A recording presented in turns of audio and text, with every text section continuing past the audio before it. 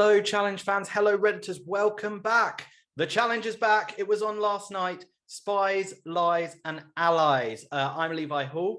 Welcome to the Challenge Redditors React Podcast. And we are here to talk all things Challenge, Spies, Lies, and Allies, episode 1. But as always, I can't do everything by myself. So I've got my ally with me. George, how are you doing, buddy? Very good. I remembered to unmute myself before introing. Mate, overjoyed. Challenge season is back. It has taken me a grand total of 14 hours to watch this episode from start to finish. Because I tried to stay up for it, started last night, and then had streaming issues. And then today I've had at most 15-minute breaks between like 8 work calls. So I basically just like, cool, bit of rest, headphones on, get through the rest.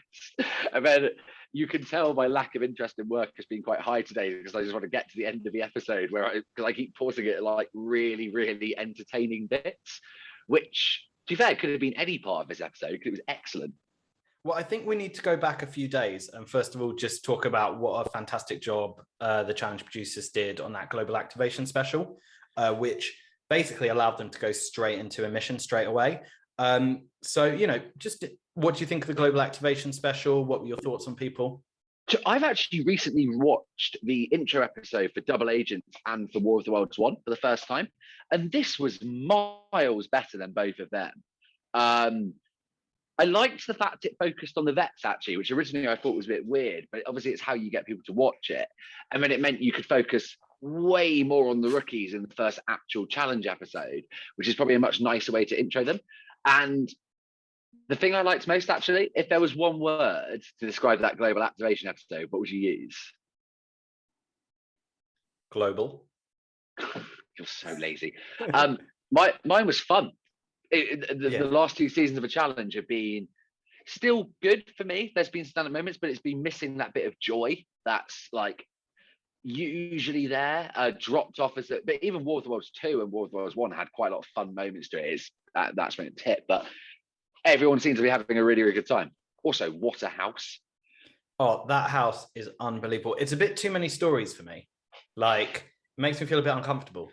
Like, where is everyone? There's so much room. But one thing I thought was very clever of them was that splitting up of kind of not the vets and the rookies, but the Americans and the international.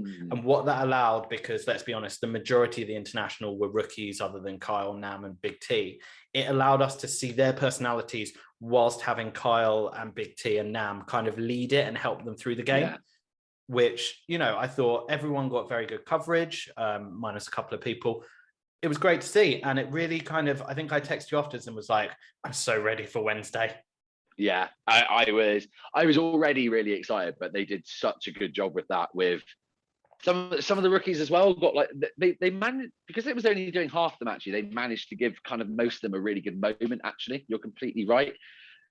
Some original sneakiness as well. I think friend of the pod Brian calls it out. Ashley showing Michelle that she doesn't work out. It's like, all right, already laying the groundwork of lowering expectations. But yeah, mate, just overall, I thought global activation was absolutely fantastic. Yeah, it's and it's led us nicely into last night's episode of the challenge, Spies, Lies, and Allies, or as I like to call it, Dies, Cries, Buys. War of the Worlds 3. Yeah. You'll just catch it. Which, you know, we are here to talk about it, but we can't talk about the challenge without a little bit of banter first. Before you say anything, I'm like a week away from haircut and beard shape up, so that's why I look a mess. Banter away. I'm so glad you're doing this as a video pod so I don't have to describe you. You look like your hairline and your beard are racing to what can get to the middle of your face first. I think, I've picked the wrong side because of there you go, look, it's pretty close. My God, that's brilliant. How's things with you? How is Ed? Any more fresh eyes from him, or is he banned from watching the challenge after his recent faux pas on the phone? We will not be discussing that. Bad Eddie. Naughty Ed. No, naughty Ed. He's not. So I think Ed mainly used the challenge as like motivation when he needed to work out during lockdown. I've got War of the Worlds 2 brought on Amazon Prime, which I think is what I'm going to try and start nudging him to watch this season.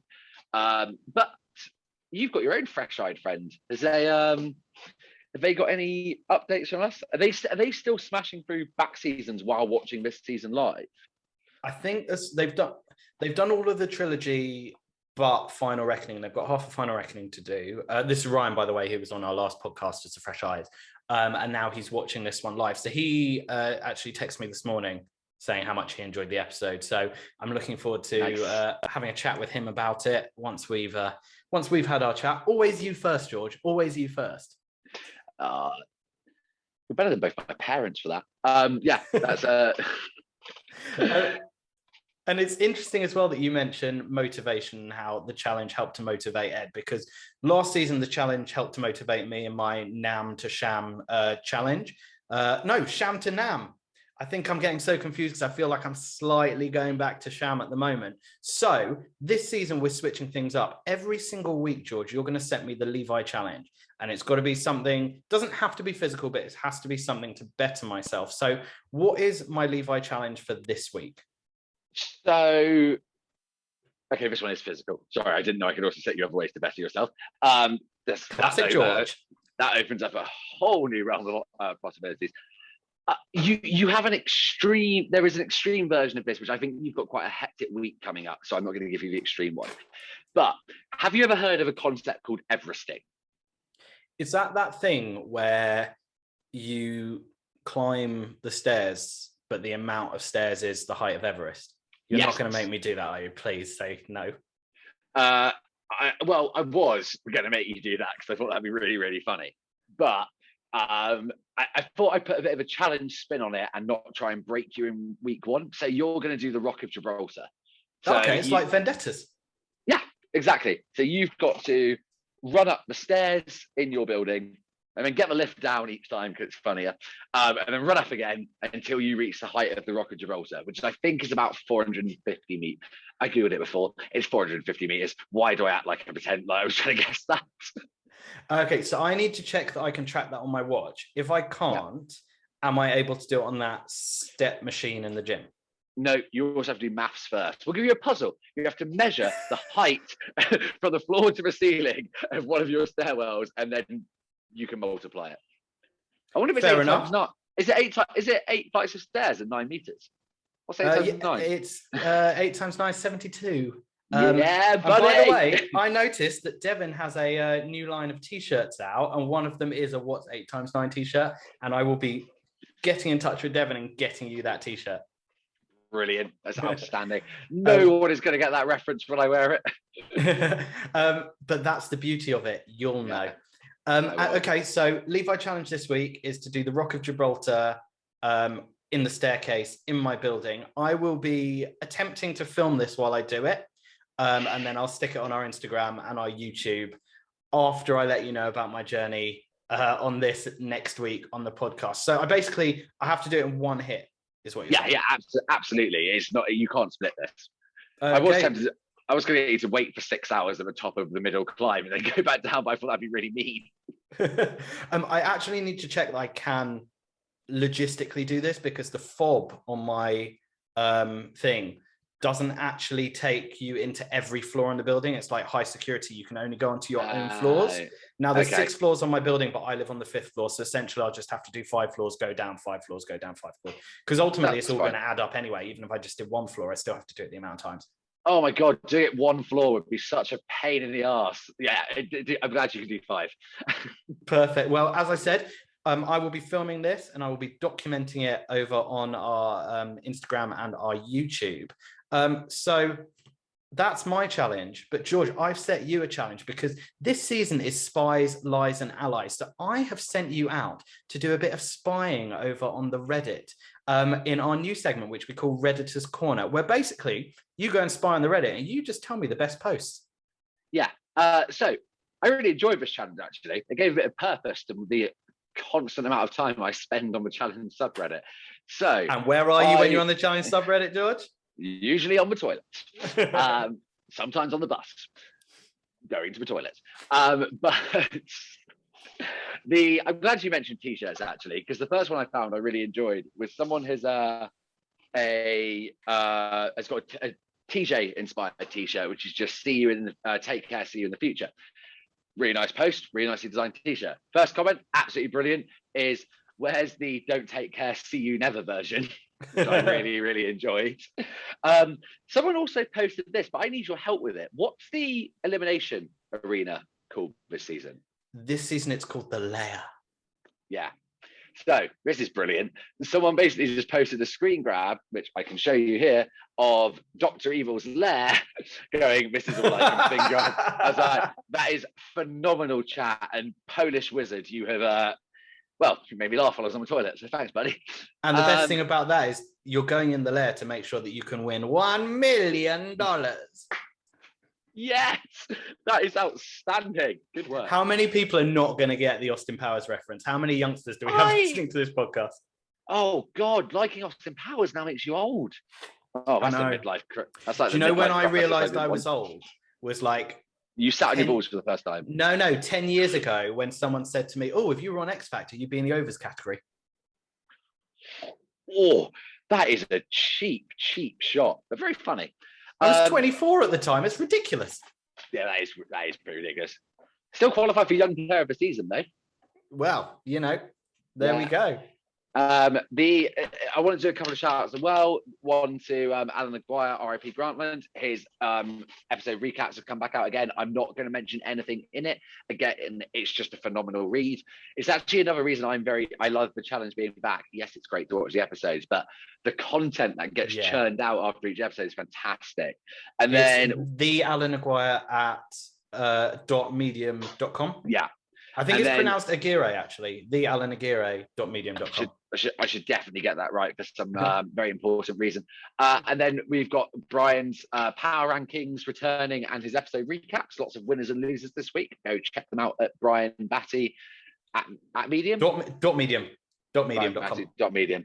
And then finally, just like I thought I'd get not a serious one, but like a bit of a thoughtful reaction. And this is from Mr. Shambles, which I'm hoping was meant to be Shambles, but he's raised a really good point, which was something that happens in the episode. He thinks the rookies have missed a massive opportunity because they had the majority on week one. They should have gone for a vet team, and I just thought it was a really, really good point. And basically that there's two sides, could be eliminated. I'm trying not to jump ahead of the episode, but like, did the vets kick that off because they knew that was the risk and played them? Or should someone who wants to be a leader in the rookies have worked that out and set up? And that brings us to the conclusion of our first Redditors Corner.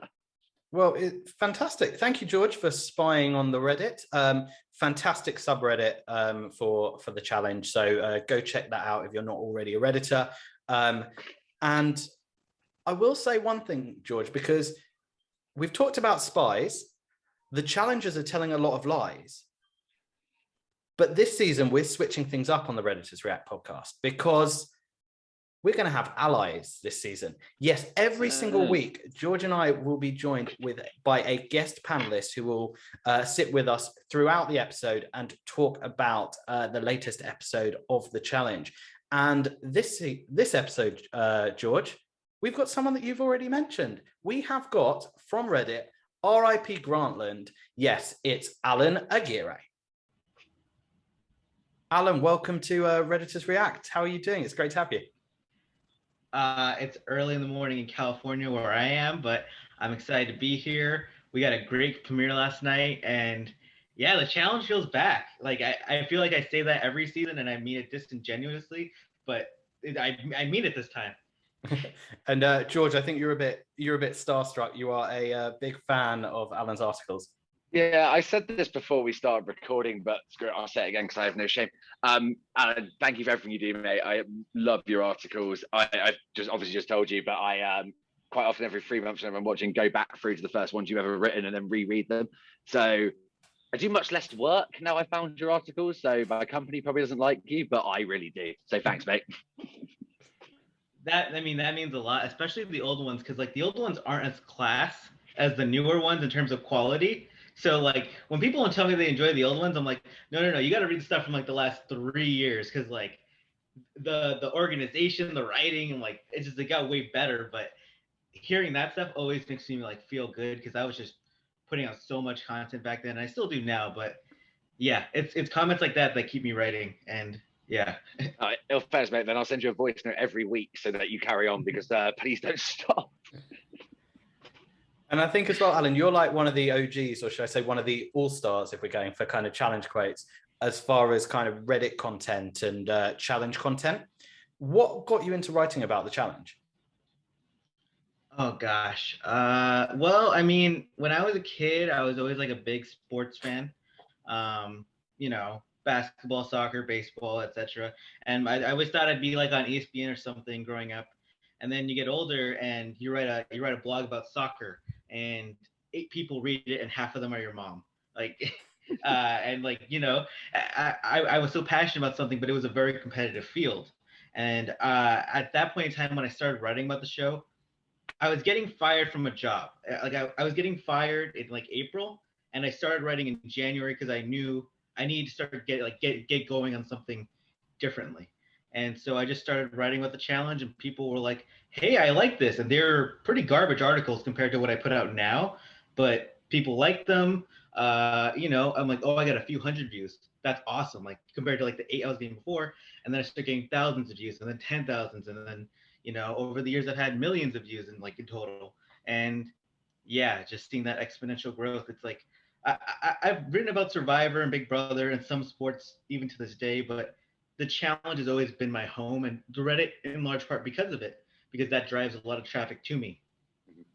And I think that's the thing as well, is it's what's that thing that people say, the best thing about doing something is not feeling like you're doing it. And I guess kind of writing about the challenge because you love it so much. I guess it's the same with George and I on this podcast. We don't feel like we're spending loads of time doing a podcast because we're just chatting with each other about something that we love, and you're just kind of writing about something you love.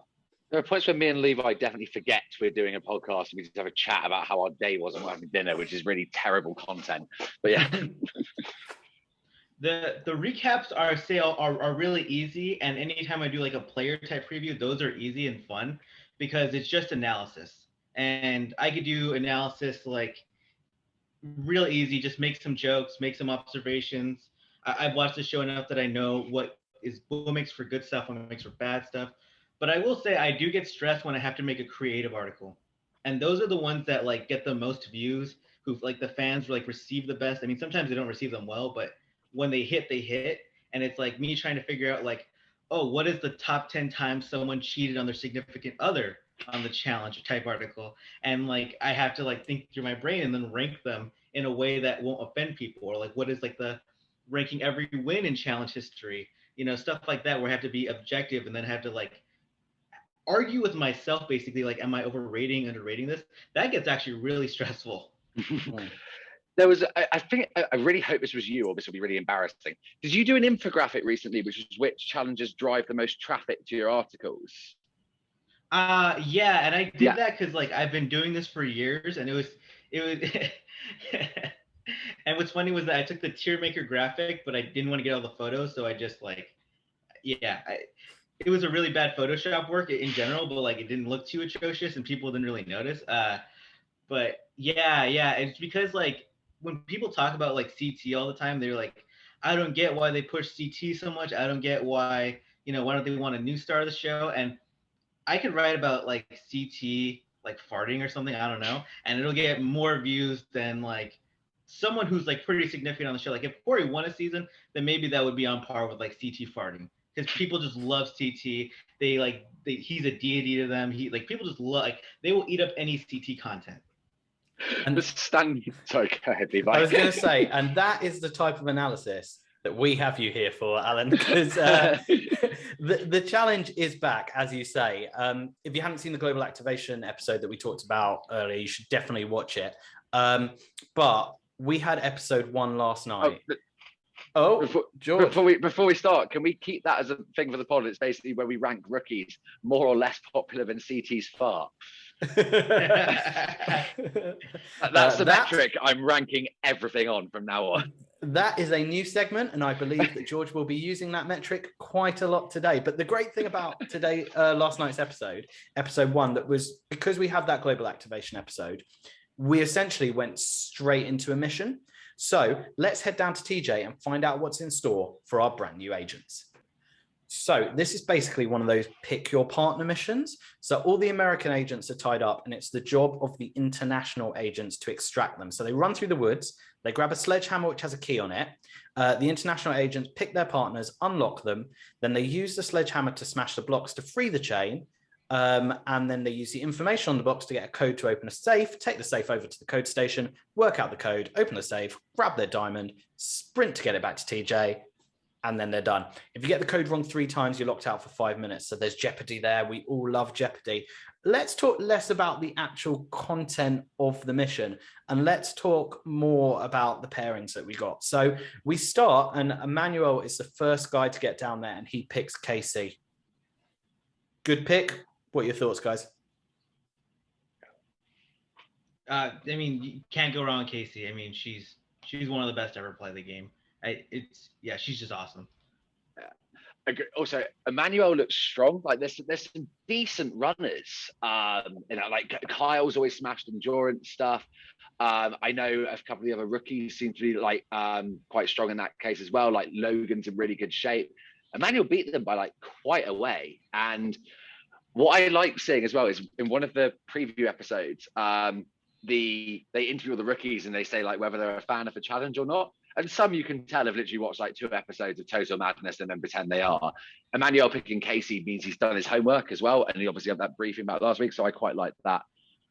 And I don't think he's the only one who's done his homework because Kells, our genius American football player from Britain, picks Tori. Now, I've always had like this not love-hate relationship with Tori, but this thing where sometimes I think she's amazing and then sometimes I think she's overrated. How do we feel about Tori? And do we think that's a good pick by Kells? I think she's basically had her ego massively heightened after World War II, and it's taken a couple of seasons to humble her. I think she'll be very, very dangerous this season. Watch her go out next week, probably. And then obviously Kells is a mountain. Levi, you know from how much I talk about rugby that I am a fan of giant men, and Kells is going to be a dangerous competitor. That's a good team. See, I want to say this though, like he plays American football and not rugby, and rugby that's a higher level sport, more competitive sport. Where you guys are from, does that take him down a few pegs because he's not playing rugby instead of American football? Is he not fast enough or skilled enough to play rugby? I don't know. Like that's what I kind of got out of it. That's a very, very good point. I think I was just see George's blood boiling. I was just blinded by the size of his arms. Yeah. But he's got the size. The probably main thing he's got is that he probably hasn't got as good hand-eye coordination as well than Allan. That's actually a really good shout. Actually, no, you need that laser medical. Maybe we'll find out an answer for out. Actually, I can't answer that one. I think he's athletic. I'm just a rugby expert because the Olympics just happened. And my one time where I watched rugby every 4 years just happened. I was watching the Rugby Sevens. Electric content. We need that in America more. I mean, we have a good Sevens team, but we need it more on TV. You've got one of my favorite. Carlin Isles is one of my favorite Sevens players of all time. Sorry, Levi. Allan, let's do a separate rugby pod. I don't know what's going on anymore. I'll tell you what we need to do though. It is time to get out those bingo cards because the third person to pick their partner, my favorite and yours, it's only the K-Dog, and Kyle. He runs down there. He's looking for a survivor girl. Survivor girl. Where are the survivor girls? But his eyes are locked. He's got Nanny on one side. He's got Amanda on the other. He looks at Nanny. He goes, hell no, I'm not doing that one again. He goes and finds the devil that we love because it's better the devil you know than the devil you don't. This is the best thing that has ever happened to the challenge. Kyle and Amanda, team heaven and hell, the angel and the devil. I'm so excited. Take a breath, buddy. Allan, what's your thought on this pair? I mean, I've been like day one. If you read like my original articles, like I've been day one. Like Amanda's awesome. I think I like what she brings to the show, and I think she complements Kyle on like the mental aspect of the game. Like he can just carry heavy stuff, and she can do mental stuff. And then you watch them compete in that first challenge, and he has her carrying that giant metal safe, while he just carries the chain as all other men carry the safe, and it's just like. I joke like that's an 125-pound girl, and Amanda clarified like I'm 108. That's a tiny woman post pregnancy. The first thing that popped into my head there was, do you remember during the all-night challenge last season where CT basically said, Kyle is so lazy, if he could get someone else to breathe for him, he would. That was just what I had ringing around my head. As I said, why are you making Amanda carry that? Kyle, when he runs up between them going, I'm just going to keep running and going into the sea, really made me laugh. What do we think of this pair? I think they are going to just carry the show this season. I think the way that Amanda just politically plays and the way that Carl just commentates the whole show. I'm so excited. I'm too excited, some would say. There's one other team that I think might rival them for carrying the season, but I will say that at the end because I don't want to spot, because Levi gets annoyed when I run ahead. But yeah, these guys are going to be reality TV gold together, aren't they? On top of that, I just thought they were one of the strongest pairs too. Because like Amanda, she is kind of like that. I mean, she's obviously not like Sarah Rice personality-wise at all. But when you think of like the archetype of what is a good female partner, it's like the person who does the puzzles for you and can keep up physically running-wise, while someone else just carries all the heavy stuff.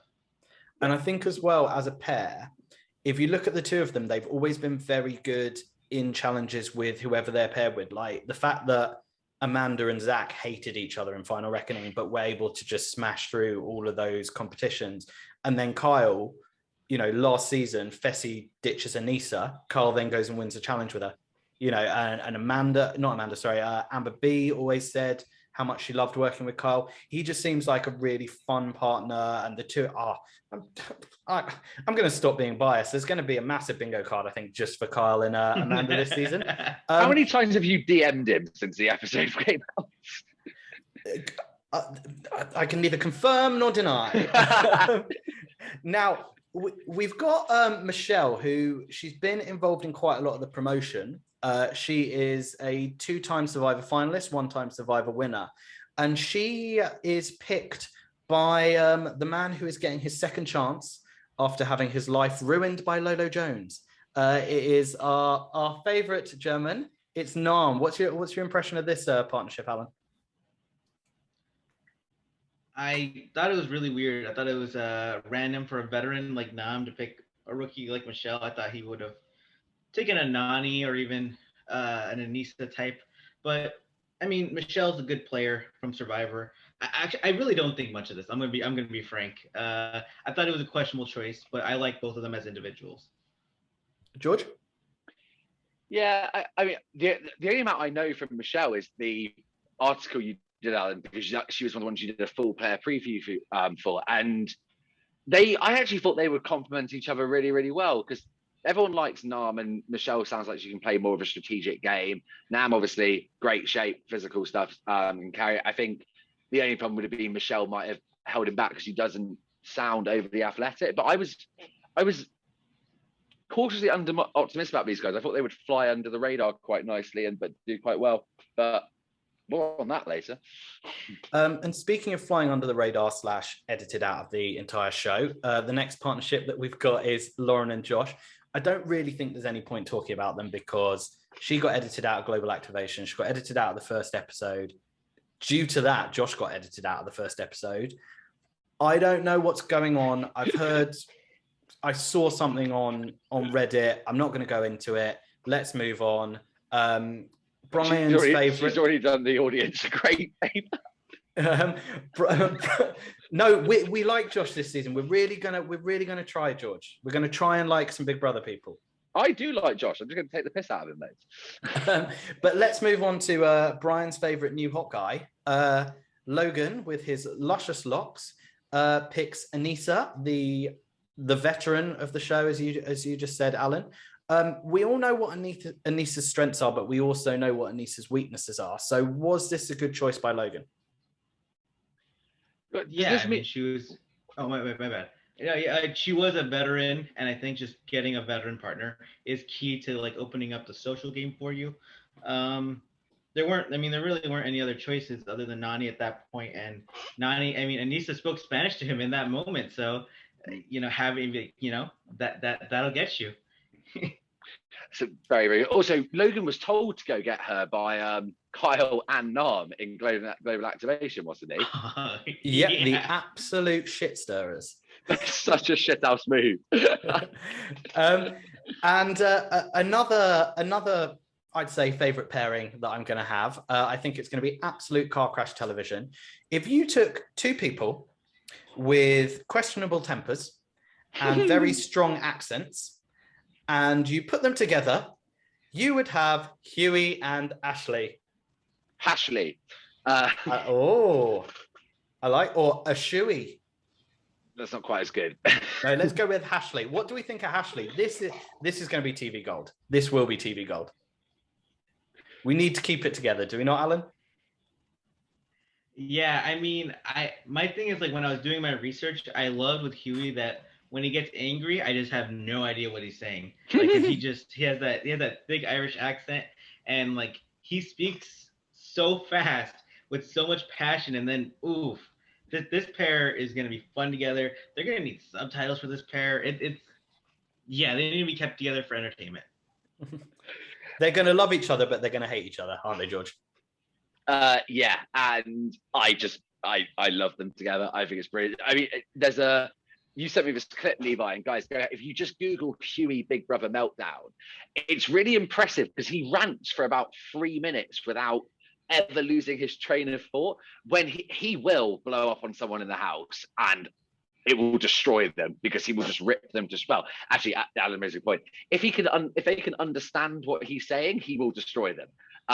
But it will be. I'm very excited to see what this team does. It's going to be hilarious. I am so here for Huey this season. I don't care whether he's good at the challenges or the missions or the elimination. I'm just here for his entertainment because I think he's going to be fantastic. And you know, when it comes to picking someone that's going to be strong in the game, Bettina, she makes a beeline straight for Corey. Let's be honest. If this was 5 seasons ago, Corey would sleep with her within the first two episodes. Let's be honest. Until he heard her laugh. I don't know. According to Brian, Bettina orders the most expensive thing on the menu. Is she going to be a competitor, Alan?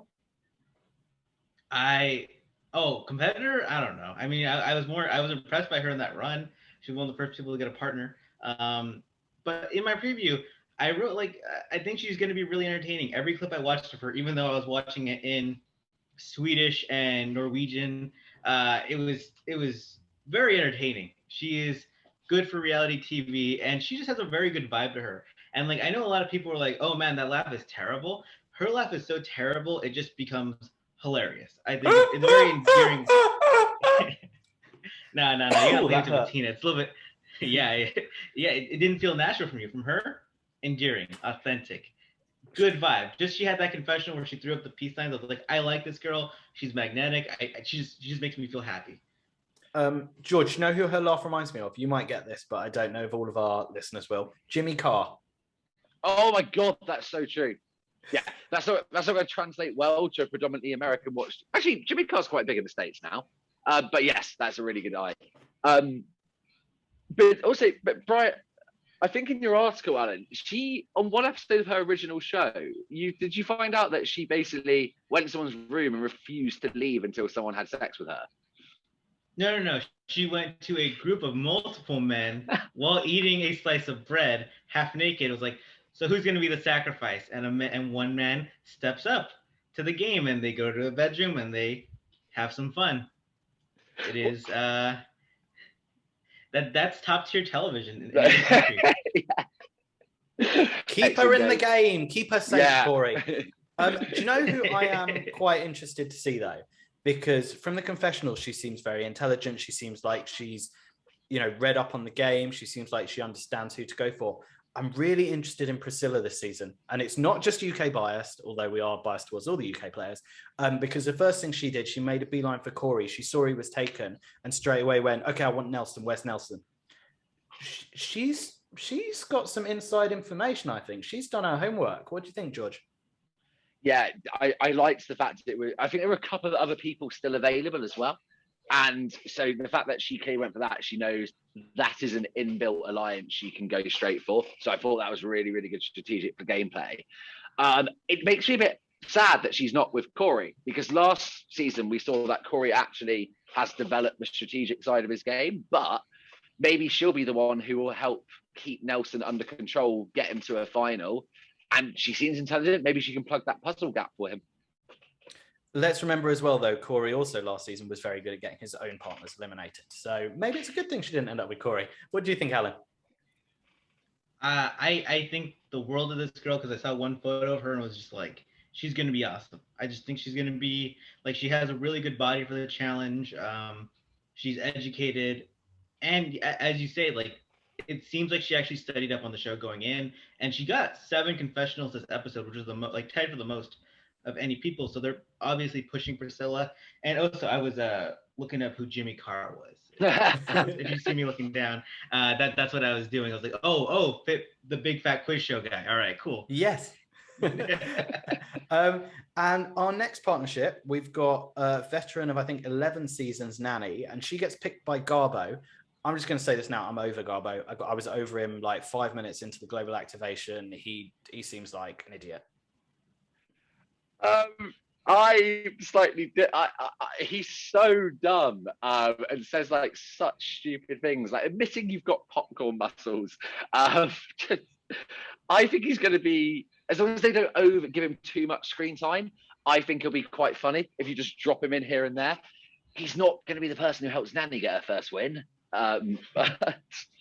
Do you know what he reminds me of? He reminds me of like Kyle in his first season, but without the social ability, the comedic value, or just anything positive. I feel really bad because he's probably a really nice guy. He's too fake for TV for me. I don't know, Alan, what's your thoughts on Garbo and then Garbo and Nanny? He picked her because she's hot. I do find it funny that like the internet has mostly gone like 80-20 on Gabo, where like there's 20% who's like, this guy is hilarious. This guy, he's such a joke. I like laughing at him. And then the other 80% is people like me and you, or just they see this guy and they're like, oh brother, this guy stinks. Get him out of here immediately. And you know what he's really like? It's like when you play a video game and it's like the creative player at the really low level with like no face, no actual like facial features, no skills, just a person you put in to play like left defense. That's you know. So he like overcompensates and tries to be a proper tryhard so that he gets a bit of attention. No, he just stinks. Now, someone who I think a lot of people have been excited to see on the show is Michaela from Survivor. I've not seen her Survivor season, but she was picked by Renan, who is there. He's on the show. He has good hairline. I don't know. Anyone want to help me out? Apart from people who got edited out intentionally, he got the least screen time, right? Yeah. For someone that was in the heat of stuff, especially. Yeah. So yeah, really, really point as well, actually. I think he's probably just not got quite the personality the challenge was after, and just they didn't give him much. Michaela was interesting. I think she would join highest confessional count then, Alan. I remember her getting a lot. She only had 6. She was talking a lot, but it wasn't like the official confessional scenes. And even when I went back to my screenshots, I noticed I only had like 1 or 2 of her. So not a lot of confessionals, but she did just have a lot of scenes involving her. She has a big personality. She's athletic, intelligent, but that put a target on her ultimately. Yeah. And I'm sure we'll talk a lot more about Michaela throughout this episode. Now, what do you get if we're in that period of the 12 days of Christmas and we just throw a giant blue bomb in there? We get Emmy and Corey Lay. I love Emmy, and I love the fact that she has a music career that I've never heard about, and that she just doesn't give a shit. Emmy. Guys, Emmy. I'm so excited. I'm so excited. Alan, help me. There are people on this show who you could tell, like, even though they speak English, it's not their like first. It's definitely not their first or second language. And with Emmy, Kyle. I don't think English is her first. But I mean, Emmy is someone who like she wants to be talking as much as possible, but her English isn't always up to the level of her charisma. So like it leads to some really weird looking confessionals and facial expressions where it's not always matching up what you see, but it makes for good TV in a sense. It's just, yeah, she's really dramatic. She's really all over the place. She's a mess. It's like she thinks she's saying something, but the words that she thinks are coming out of her mouth, that she's translated herself, aren't what are actually coming out of her mouth. And she's with Corey Lay George. He seems like, you know, pretty well stacked as far as kind of body. He seems pretty athletic. He seems like he's got a nice, cool, calm head. I quite like Corey. Corey, yeah, it just seems like there wasn't we've not seen much of him, but there doesn't seem to be a massive gap in any part of his game. So I think he'll be quite a good partner. He seems quite like a nice guy as well, but someone who, if you cross him, he'll get you, which I think will be quite interesting.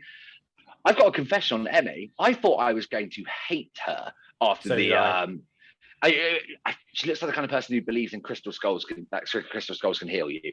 But Alan's right. Like she's really charismatic in interviews and just seems like she's lovely. So yeah, a complete 180 on her.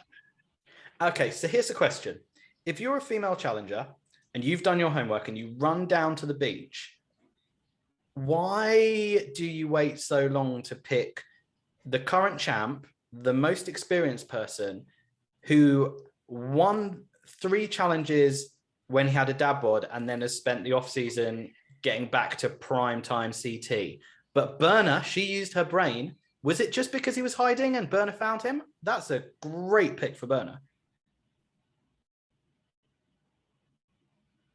I think she came in first. I think she was the first person there and took CT, and they edited it to underplay the potential of this power duo. It also makes certain people like Corey and Nelson look like top draft picks. Like, oh, look, they went for Corey and Nelson first versus DT. That means they're on his level. They're not, but you know. That's an interesting way of thinking about it, actually. What do you think, George? Do you think it was a production shenanigans? The only thing I could think of, if it wasn't this way, was that we saw last season how much of a target the champs were. And maybe the runners on this just want to avoid that. But I think the trade-off isn't there. It's worth going. It's worth taking the risk of being a target if you get him as a partner. Basically, because you saw how last season's final went alone. That'll work. But yeah, I don't remember much of Berna from this episode, so I don't know what she'll be like as a partner. But if Alan's right and she was the one who got there first, then you're right. Below the radar, absolute power couple. And someone that definitely wasn't below the radar last season was George, your best friend, Fessy. Now, he was picked by one of the girls from Big Brother Nigeria. That was Esther. Now, my understanding is that Tasha is the big celebrity in Big Brother Nigeria. But for me, Esther was the one that really shone out of the two of them this season. I don't want to compare them just because they're from the same show, but you naturally do that. Esther and Fessy, I think, is going to be an interesting partnership. George, your thoughts there? You know what? Blank this season, nothing from my opinion on you as a person matters from Double Agent, so we're coming as a blank sheet. That's going to be really hard. That's not true. That's not happening. Esther seems very, very entertaining. I think I remember 2 or 3 quite good confessionals from her as well. Fessy, let's call it out. He's going to physically struggle for the first bit of the season because it was during Ramadan. Fair play to him for getting through challenges when he's fasting. That's pretty impressive. Maybe that will lower his messiness if he's a bit tired. But Fessy probably wants to take a target off his back a bit at the start of this season. And I don't know how good Esther will be at helping him do that. So my understanding, and I'm literally just basing this on dates. I know there's a slight thing that happens that changes all the dates around, which we'll talk about a bit later. But my understanding is that they went into quarantine at the end of April. Then they started filming the show at the beginning of May, which means, and I'm basing this literally on the fact that Michelle's birthday is the beginning of May, which means that Eid, which is when you finish your fast, is the 14th of May. So Fessy would have been about 15, 20 days into his fast as this challenge starts, which means he's probably fasting for maybe 3 more challenges if everything goes to plan with the filming schedule. So, Alan, I mean, very, very, brave thing to do, I think, for Fessy to come on the show and do all these physical challenges when he can't eat or drink during them. Especially for a big guy like that, who's probably taking in a bunch of calories daily, and the challenge is already limited food wise in terms of what you can eat. My friend was asked like, how does CT always lose so much weight during the season? And I'm like, you could really only eat like eggs and ham and like ramen noodles when you're on there, and so there's not a lot of choices. I respect him so much for doing that, and I like that he was also upfront about it in the episode 0 thing. Whereas, like, I always get annoyed when people don't do well on something and then they go on Twitter like, "Oh, this and this was going on," make excuses type stuff like, "Oh, it was the edit or whatever." Like, this person cheated or like my ankle. I like that he was upfront about it first, so that way, we at least know going in like what we're.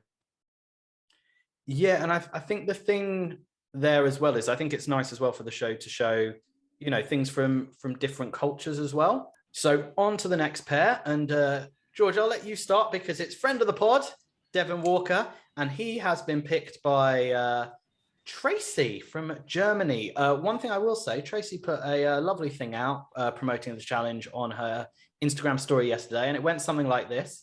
I'm really excited because the challenge is on tonight, so I'm going out for dinner with my parents. Enjoy. She didn't watch the show. Mate, I have nothing to say about Tracy. I have lots of things to say about Devin. I'm so obviously overjoyed he's back. He was the reason I enjoyed Double Agents. I think it dropped off massively when he left. He seems to be nicer but more sarcastic simultaneously already this season, which is obviously brilliant because I love sarcastic Devin. And there's a couple of other bits in the episode where he's like jumping ahead slightly, but he's like starting to pull the strings in the house about who to go after.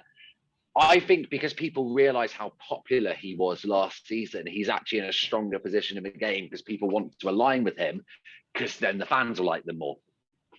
That's interesting. And as far as kind of fans liking people, Alan, we didn't really see much of Tracy. She was kind of seen a teeny bit more than Lauren, who I assume we're not allowed to talk about. Any thoughts on Trace? Yeah, I mean, she just stinks for LA. I mean, I'm sorry to say, it's one episode. It's like 1.5 episodes with the 8 episode 0. But yeah, this is everything I got from Love Island fans who had commented about the show. They're like, she won the season of Love Island she was on, but she was very boring. And she moved to LA after that season. She was a law student who moved to Los Angeles, which to me is like, what's going on with your life? Like, like you obviously just want to be famous. You didn't know what you were getting into and they got you for cheap. Yeah, I mean, seems like a sweet girl though. Hope her and her family had a great dinner. You can talk about Devin if you want to. Yeah, we do love Devin. I love Devin, but I feel like we'll talk more about him later anyway, so we're good. Yeah. Well, let's move on to our next pair. It's only Big T and Little T. Big T, Tula, and Little T, Tommy, aka better looking version of Wes, from Survivor. I don't know why. I've just taken a dislike to him. I don't really like him, but I don't know why I don't like him. Does anyone else share my thoughts? I'm completely opposite. I really like him. His Instagram banter with Wes is brilliant. I think he had a couple of good liners in here, and I think he looks like he's in great shape. I think he's one to watch. And with Big T, he calls out Big T's social game, doesn't he, as well? So he's done his research too. I think he'll be good. Why don't I like him, Alan? Yeah. No, I don't like him from Survivor. I don't like him from all the preseason stuff. And then this episode, I liked him. I like that he called out that Big T was good, good. Called himself Little T, trying to get that on a t-shirt, Big T, Little T. They got to sell Big T Funko Pops or something, because that would sell like hotcakes.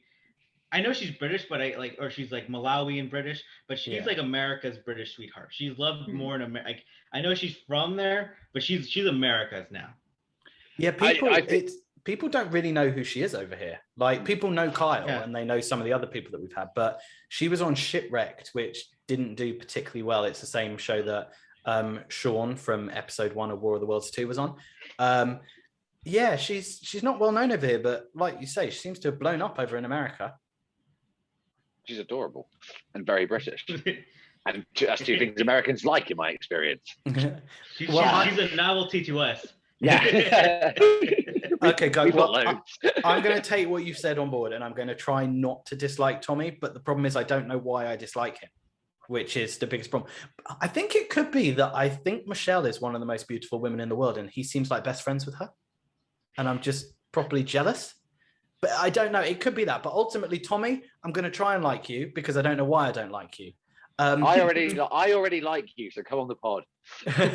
And then the final partnership to get together is the celebrity from Big Brother Nigeria, Tasha, and Jeremiah from Love Island US.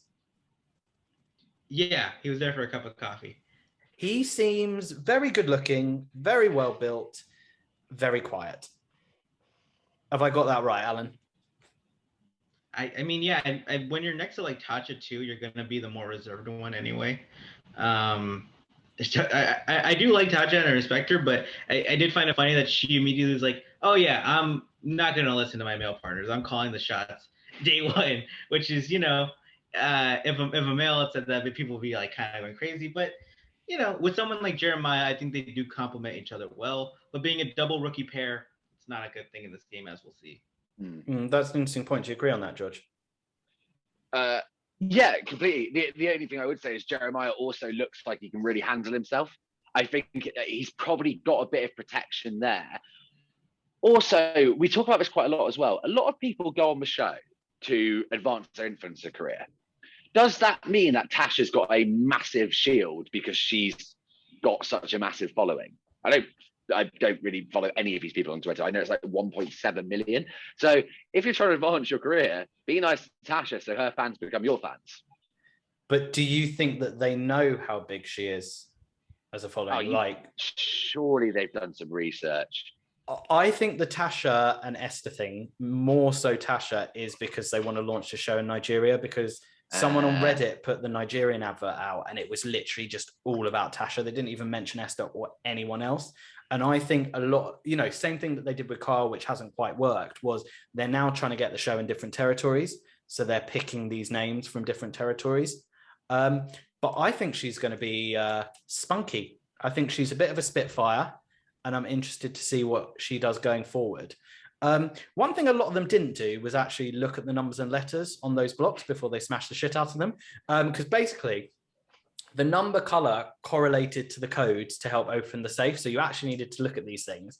And that caused a big downfall for a lot of them. The mission was won by Anissa and Logan. So this is another first episode mission win for Anissa. That's 2 seasons in a row.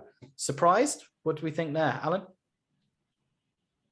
I think Logan was the guy that was big on this one because he was inputting the codes.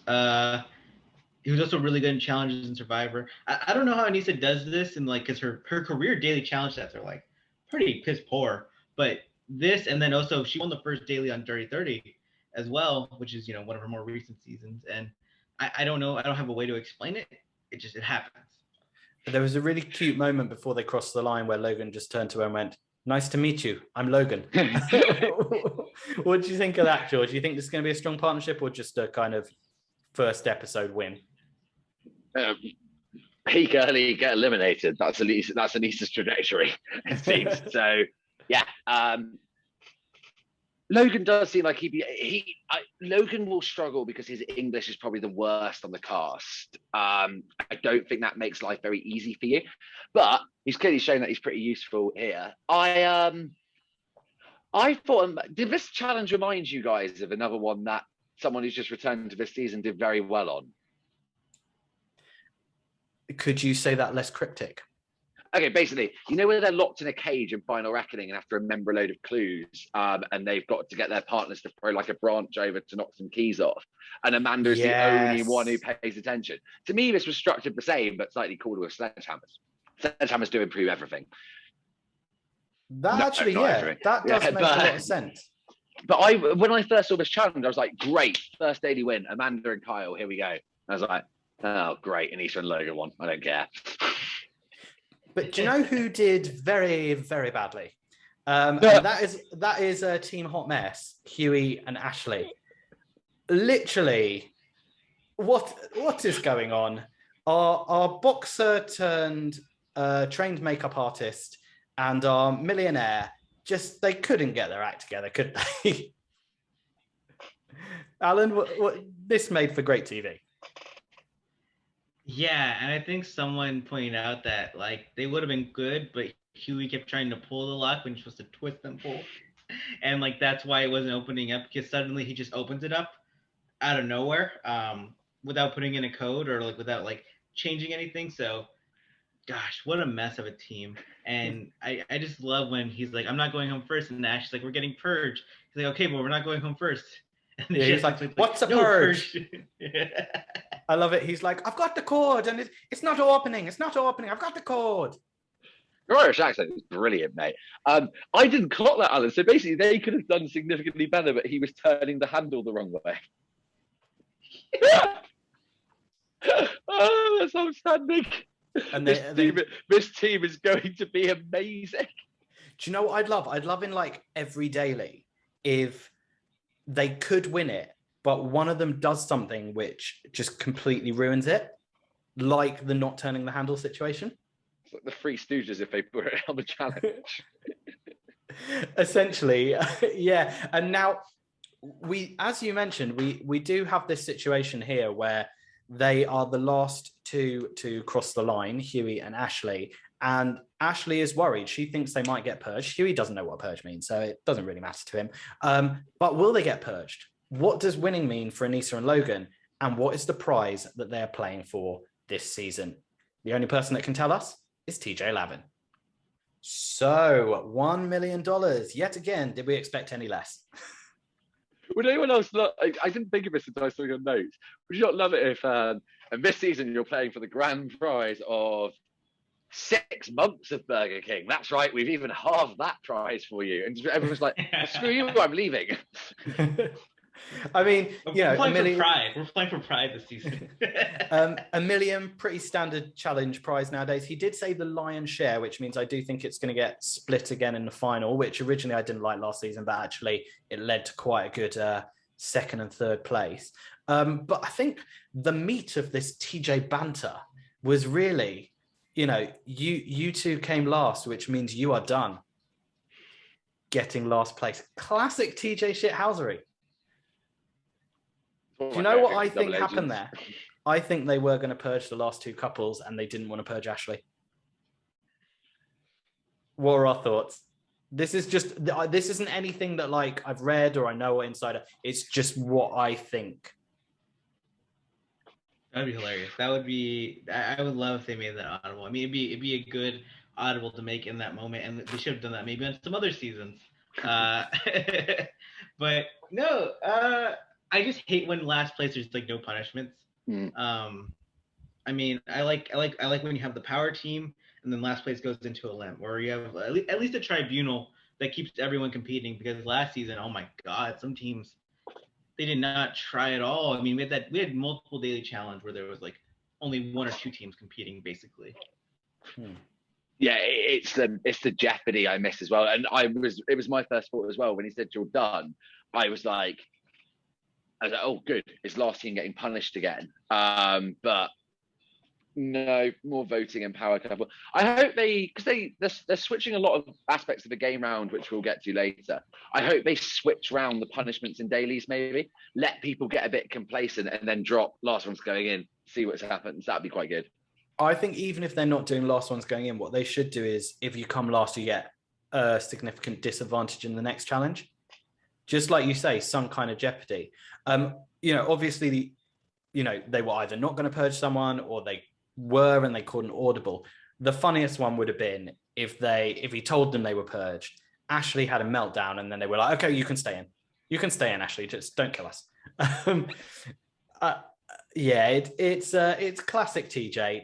Shithousery and the air horn. And speaking of classic, it's Anissa winning a first challenge on the season, 2 seasons in a row. Her and Logan create the agency. The agency is just 2 people. They're safe from elimination, but they've got some decisions to make. So what TJ says, everyone's going back to headquarters. They have a deliberation, nominate one team, and then the agency will decide who faces them. Basically, same as last year. Same as last year, just with a different name. Did you guys think, though, when they said the agency, because to me that suggests more than one team. I thought they were going to pick I thought Troika. I thought they were going to pick 2 other pairs to join them. Who were safe, maybe. Like, you obviously, if you pick them, you'd vote whoever the power team wants. It'd be pointless. But I thought there was going to be something there, but no. Yeah, maybe the whole agency bit, and we'll talk about it later, was just because they get to front the deliberation.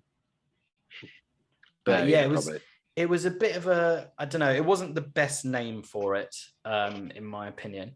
So we get back to the house and the drama begins. We've had a challenge, now we have drama. Renan and Michaela, they want to go against the vets and create a rookie alliance, which is challenge getting sent home first 101.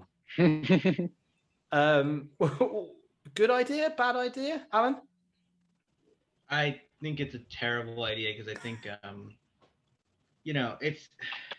it's not a terrible idea like on paper. It's almost like someone who just took like their economics class and wants to build like a socialist comics economy where you just like, all right, all this stuff is great on paper. All this stuff, like you have the numbers to do it, but you have to rely on certain factors. Like Michaela has to rely on people like Gabbo and Tracy to lead a veteran insurgent against veterans with pre-existing relationships who are steadfast, know what they're doing, and like even though they have their feuds, if they see the establishment trying to be like upheaved, they're gonna knock you down and they're gonna paint you as a villain. And then all the weak players who can't deal with any opposition, they're gonna throw her under the bus. She's gonna get that's the problem with it. So if Michaela was playing with 20 Michaelas, it'd be great. They'd be able to take over the game. But when you're playing with Gabbos and Tracy's and Gabbos, I just Gabbos, Tracy's, more Gabbos, Bettinas. It's just like when you're playing with people like that who don't even know what they're getting into and aren't as strategic as you, and they're going to be told by their veteran partner, like, no, we'll be safe because we're going after them. They're gonna fold. George, you look like you're pondering. I was pondering. I was trying to work out how you would get Gabbo to do what you want. If you were trying to do, I'm trying to work out how a strategic conversation with Gabbo would go, and I actually froze. Like I just did. There was nothing I could think of. It would be like talking to, not even a wall. I can't think of anything done. It'd be an absolute nightmare.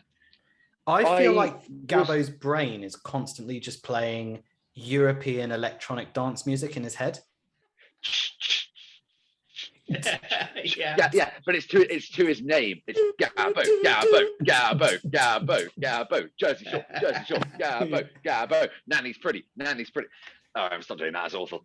Sorry, I actually remember what I was going to say. When was the last time a rookie alliance actually worked?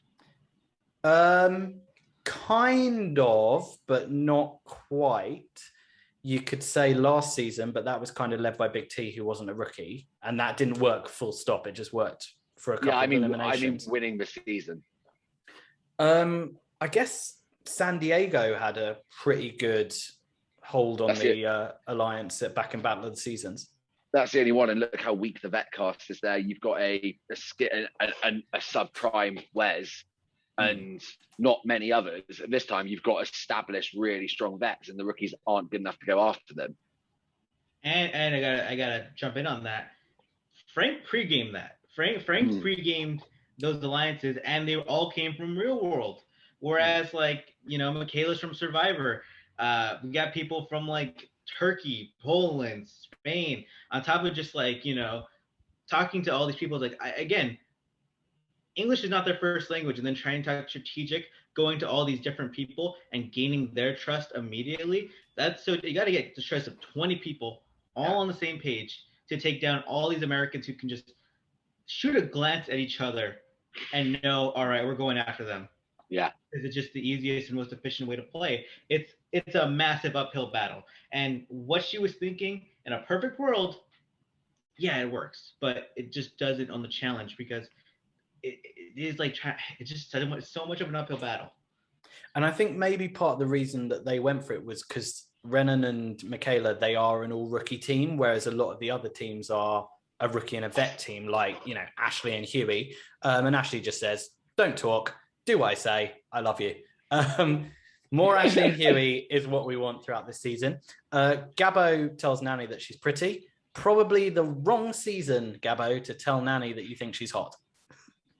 Any other season would have worked out really well for you, but not this season, Gabbo. Oh, come on. Gabbo's not in Nanny's league. Nanny's beautiful. Gabbo looks like a Flintstone character. or as Alan said, a creator character from every video game. I think stock character Gabbo has become his full name for the pod this season. Creator Gabbo, creator challenger. And then we've got the agency. I don't like the name. I can't call them the agency every single week. We've got the agency, Logan and Anissa, and they're having this conversation about their partnership. Logan thinks that Anissa's going to help him a lot in the game, and Anissa likes the fact that she has a new partner who's not going to judge her from her previous failings. Previous performances. Just her current failings there. And we get a little bit of Burner and CT as well, talking about her background as an acrobat. Before we get our first glimpse of a showmance of the season, because Tori fancies Kels. Why wouldn't you? He is someone that I think is going to do really well in this game. What do you think, Alan? Does Corey really fancy Kels, or does Tori just want a little piece of anything right now? I think he is her type. If you go back to like her Are You the One type seasons, the first guy on that show, the first episode, is there's a guy named Prosper who fits a very similar physical profile. Derek Henry, another guy, tall, dark, handsome. Yeah. Fessy, tall, dark, handsome, with a bit of an ego. She likes an ego. She likes the guy that's tall. That's her type, and that's what Kels is. He replied to my tweet, like, he's like tall, dark, intelligent, ego. He's like, you think I have an ego? I'm like, yeah, respectfully, I think you have a deserved ego. I mean, like, because here's the thing, like, I love egos. I love it when people are deservedly arrogant.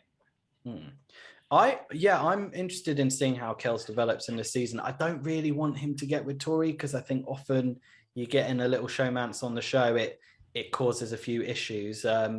George? I think Kels could win this season. Oh.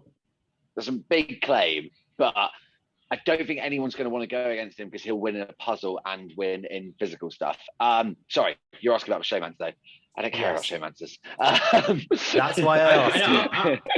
Bro, I'm a big showmance person. I love the drama aspect of the show, and I do agree with you. There is a horror show element of a Kel showmance of like, oh no, like I've seen this movie before. You get into the showmance early, you get killed off, like you're the new character. We had so much hope for you. And we will be talking more about showmances later on in the episode. But we have some smart players now having a chat with Josh. We've got Amanda, Ashley, Josh, and Devon. And they're talking about the vets being on the same page. And one thing Ashley says is there's a lot of Survivor people in the house. And basically Kyle says this is going to be a bloodbath of rookies. The Vets Alliance is really starting to form here, isn't it? They know they're outnumbered and they just want to get on the same page as quickly as possible. Yeah.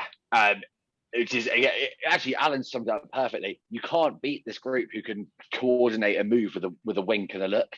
And that's what these guys have had. Who's the newest vet?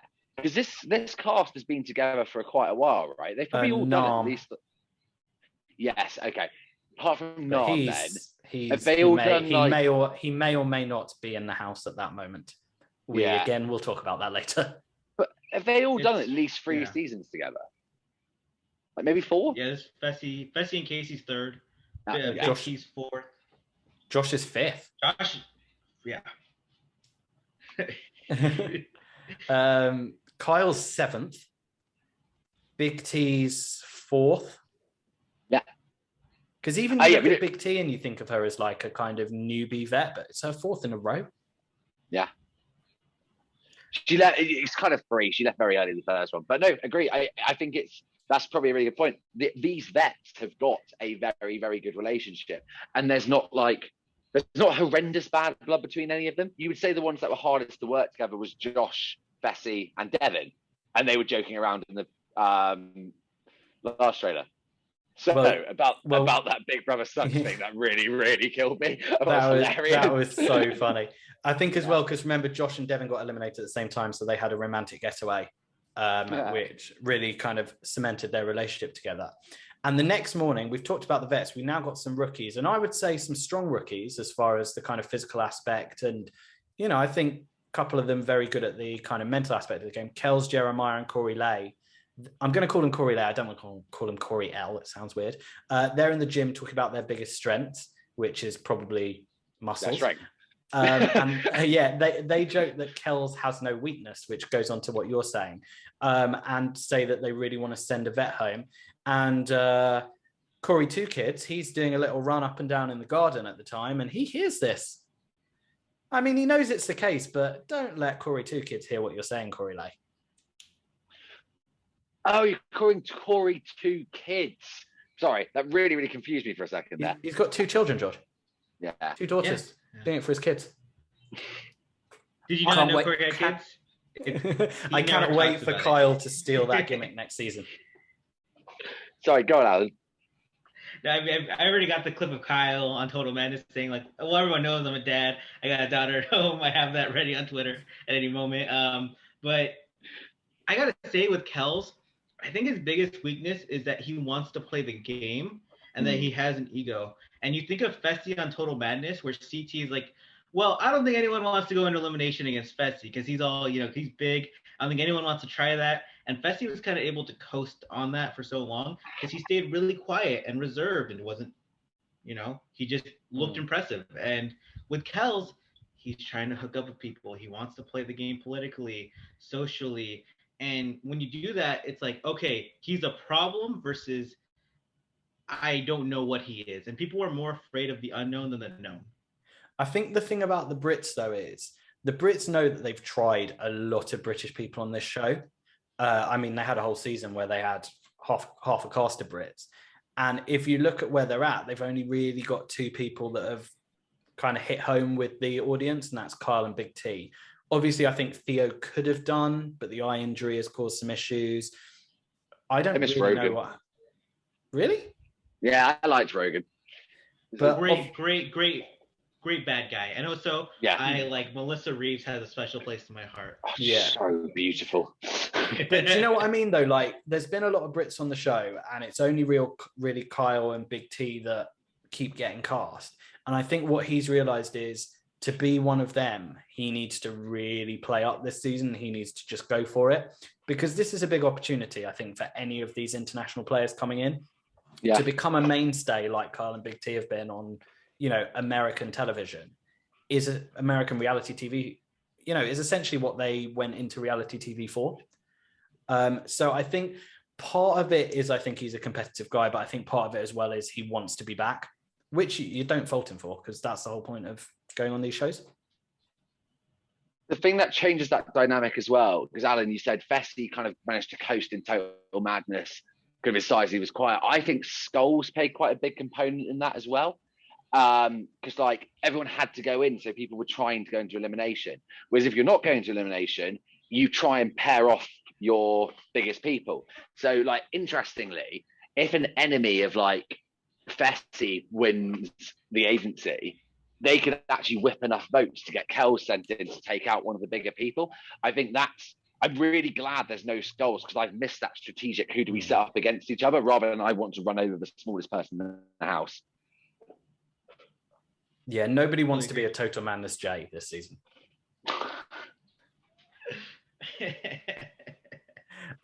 Now, George, are you ready for this? We've not done it for a few months, so let's see how we do. It is now time for 1, 2, 3. Club night. No. A bit more enthusiasm would have helped there. 25 episodes, and we've never done that in sync. Now, we're going to kind of speed through this, and we're just going to pick up on, some high points. So it's Logan and Michelle's birthday. Anissa wants to celebrate it. And Devin comes out with a cake in his Speedos and jumps in the pool. Classic Devin. Emmanuel likes Michelle, and Michelle doesn't want to be distracted by the guys because she's game. Nice boy. Game. Hello, he's cute. Game. I think that's something we'll maybe talk about in future episodes because nothing's happened there. But what the hell? Ashley and Nelson, they're shagging. Shagging is a great word. Well, what was happening the last time we saw Ashley and Nelson? They were screaming at each other at the reunion, weren't they? Yeah. Maybe it's hate sex. The Yeah. best kind. It is the best guy. Oh, both agreed too quickly there. So where did this come from? Alan, help us.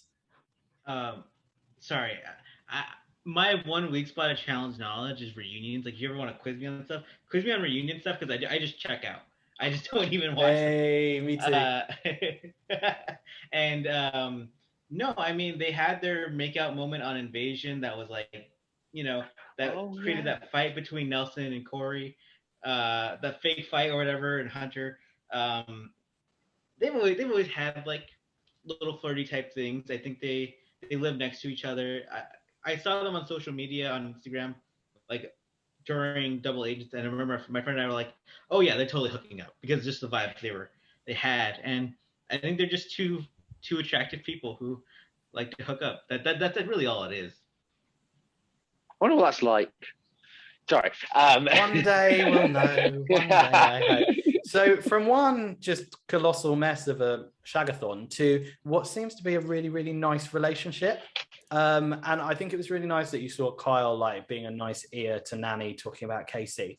And then we see them kissing and Nanny says she really cares about her. And I think what's really nice is that MTV are showing a same-sex relationship without it seeming seedy or without them trying to make a joke out of it. It's just a nice relationship between two people and seems genuine. It doesn't seem fake in any way.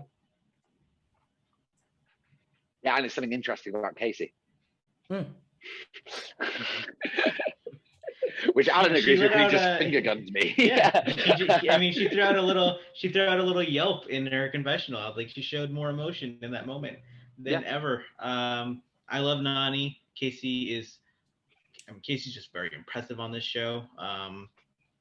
It's definitely genuine. Like, the whole thing seems so genuine between them. And we don't get that. We don't get that very often on the challenge when we see people getting together. And they're still together today, which is beautiful. Tell you who's probably not still together today is Amanda and Fessy. Amanda was just horny, probably, thinking, I'll do a bit of politicking. Let's get off with Fessy, make sure Nelson doesn't find out. Guess who's on the balcony? It's only Corey Two Kids. Sees the whole bloody thing. Corey is like taking the Spies part of this show really to heart. He's just lurking around, eavesdropping on people, watching people have sex. They weren't having sex, sorry, that was a lie. Corey's a pervert. Amanda is so beautiful. Like, she literally is stunning. I'm with you, Val. I mean, I do find it funny about Corey that he is really just the dad at this point at the party. Just walking in on these things. He's like, well, I guess I saw that. Well, I guess I saw that. Like, I remember when I was like you guys back in my heyday of reality TV. back in my day, I wouldn't have just kissed one girl in a night. I'd have shagged the whole cast. Good old Corey. He's probably got massive FOMO at the moment, but it does lead to the showdown that we've been, I guess, wanting for a season. Nelson versus Fessy. You did me dirty, bro. You did me dirty. How did this go down for you? Do you think, Nelson stood his ground? Do you think Fessy said what he had to say? Are they basically going to be mates again the next day? I liked everything involved with this because I think Nelson stood his ground. And Fessy seemed actually apologetic, which I appreciate from him. And even through all of it, like, Nelson, the ball's in his court. Because he knows that with Fessy and Amanda's relationship, that Fessy isn't going to take a strike at him, and he can take a strike whenever back. And he's still respectful of Amanda. So that's, good friendship and sticking to your guns. That's, good stuff, Nelson. I just always wait for Nelson to say the most stupid thing in these arguments, though, because unlike Huey, he can't do that eloquent shouting, or like he'll be defending women in Total Madness and then instantly call Kayla a whore. Like, he is foul. It was foul. Yeah. Sorry, but like, yeah, he's. I really like how Nelson's changed his challenge career, because I thought he was a bit of a twat on Invasion, and now I think he's potentially like, he's definitely a fan favorite, it seems. Well, he's moved into the 21st century. Oh my God, I love him. I'm like, yeah. I mean, I know you guys are like the Kyle podcast. I'm like, literally Nelson. I'm obsessed. I just like, I think of stuff like, how does Nelson pay his bills? How does Nelson get his laundry done? Because like, he's just such not a normal human being that I think of these like simple things. Like, my brain is like, I wonder if he has someone helping him, or like, just a carer. Like, I'd watch a video. I mean, I've been pitching forever that I want like the Nelson dating show, like Flavor of Love, and then you have Corey and Amanda as the hosts. I'd actually, probably the only dating show I'd watch. So basically, if there was a Big Brother 24-hour live feed, but just on Nelson, Alan, you would be the audience. It would be me and Wes, because I remember. Just stick a GoPro in Nelson's flat and just watch. You might get some guest appearances from Ashley if you do that. There's just this one moment, man. That's a restricted OnlyFans feed, but but there's like just one moment. I always think about it all the time. Nelson was cooking eggs on his live stream on Instagram. He goes to like crack the egg on the oven to put it in the pan, and the egg just cracks straight onto the oven.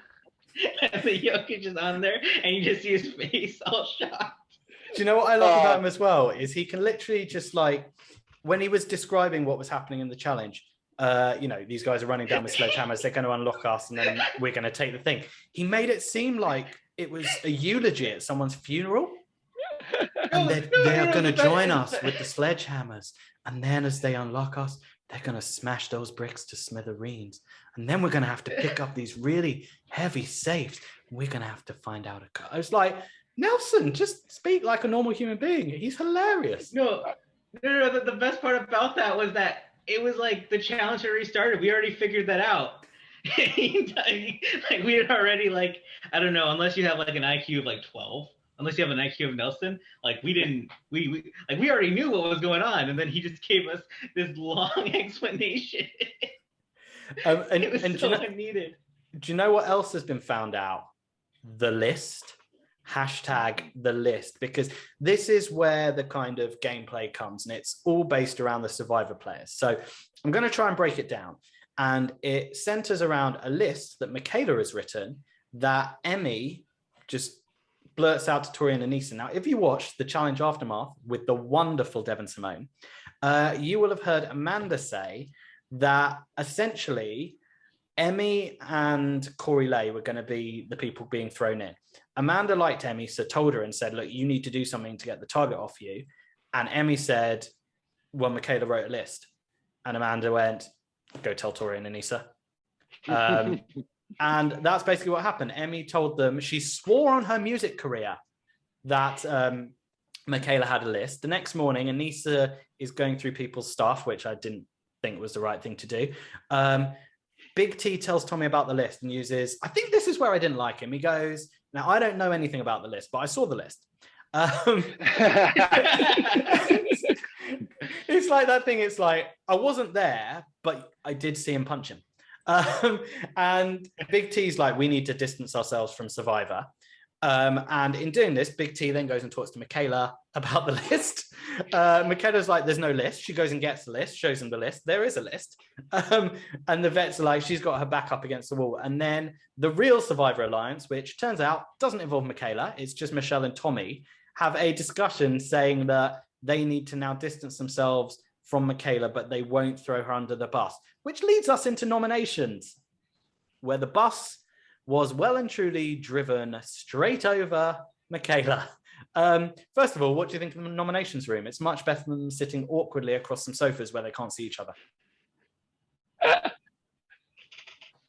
Yeah, that would always be one of my most, like, that framing that shot on Double Agents must have been so awkward. I think it looks really cool. I think it's basically looks like an evil villain's planning table where they plot to take over the world. And they have that video from TJ, and sitting at the front is our friends, the agency. the best thing to do in a deliberation is not to speak. And definitely don't speak first when you've written a list. Michaela. What is she doing, Alan? She's a blunt, combative personality. She'll tell someone when she doesn't like them, and that's why a lot of people like her from Survivor, because she's kind of built differently.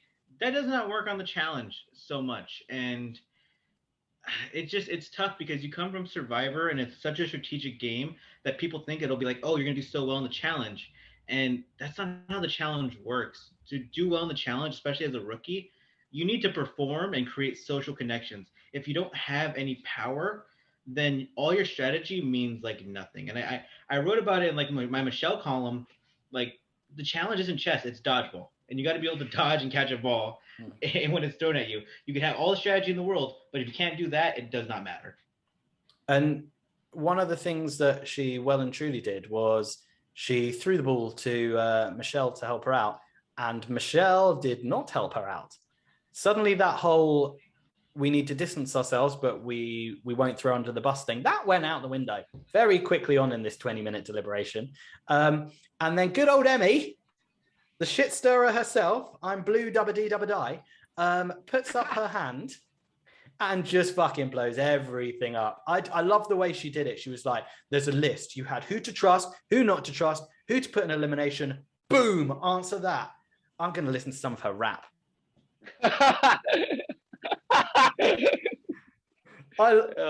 Emmy, star of this episode so far. So can you maybe explain something to me then? Did Emmy lie about what was on the list? Not according to Tommy, who also wasn't going to throw Michaela under the bus, but I've seen the list and everything Emmy said is true. Yeah, but we don't know that, right? So Emmy and Tommy could have lied there. Did we see the list? We saw the list. Was it spread out like that, or was it a list of names? It was a list of names that was spread out in 3 columns. Okay, fair enough then. With people circled, people in a square, people written in different colours. Like, come on, you put a lot of effort into that list.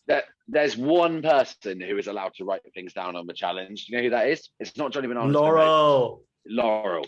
Anyone else, you're not allowed. It's like terrifying. It's like the co-op version of Laurel's Notebook, this list. Yeah, very, very true. Alan won't get that reference. I know. I like that Teresa pulled out the Laurel list last season as like she was like picking up stuff from her former partners and enemies as she was playing the game. Vets can use lists. Rookies need to use their heads. No, I don't. But it was not.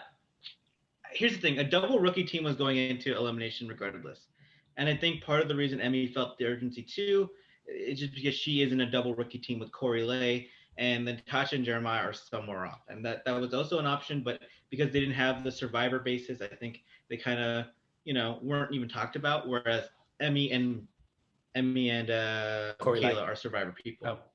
Yeah, my bad.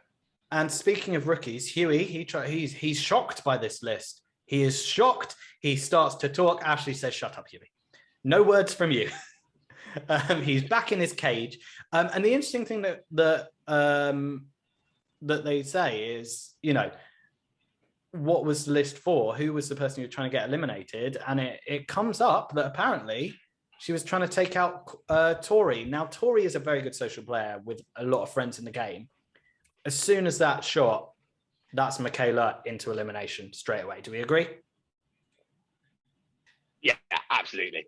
She's got enough friends in the game. The only way she can avoid it is Survivor had banded together. There's 8 votes. You get a few more, you might get a majority. But instantly, as soon as it's Tori, who is like one of the most popular vet females, if not everyone's going after her.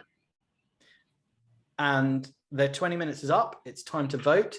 Everybody votes for Michaela and Renan.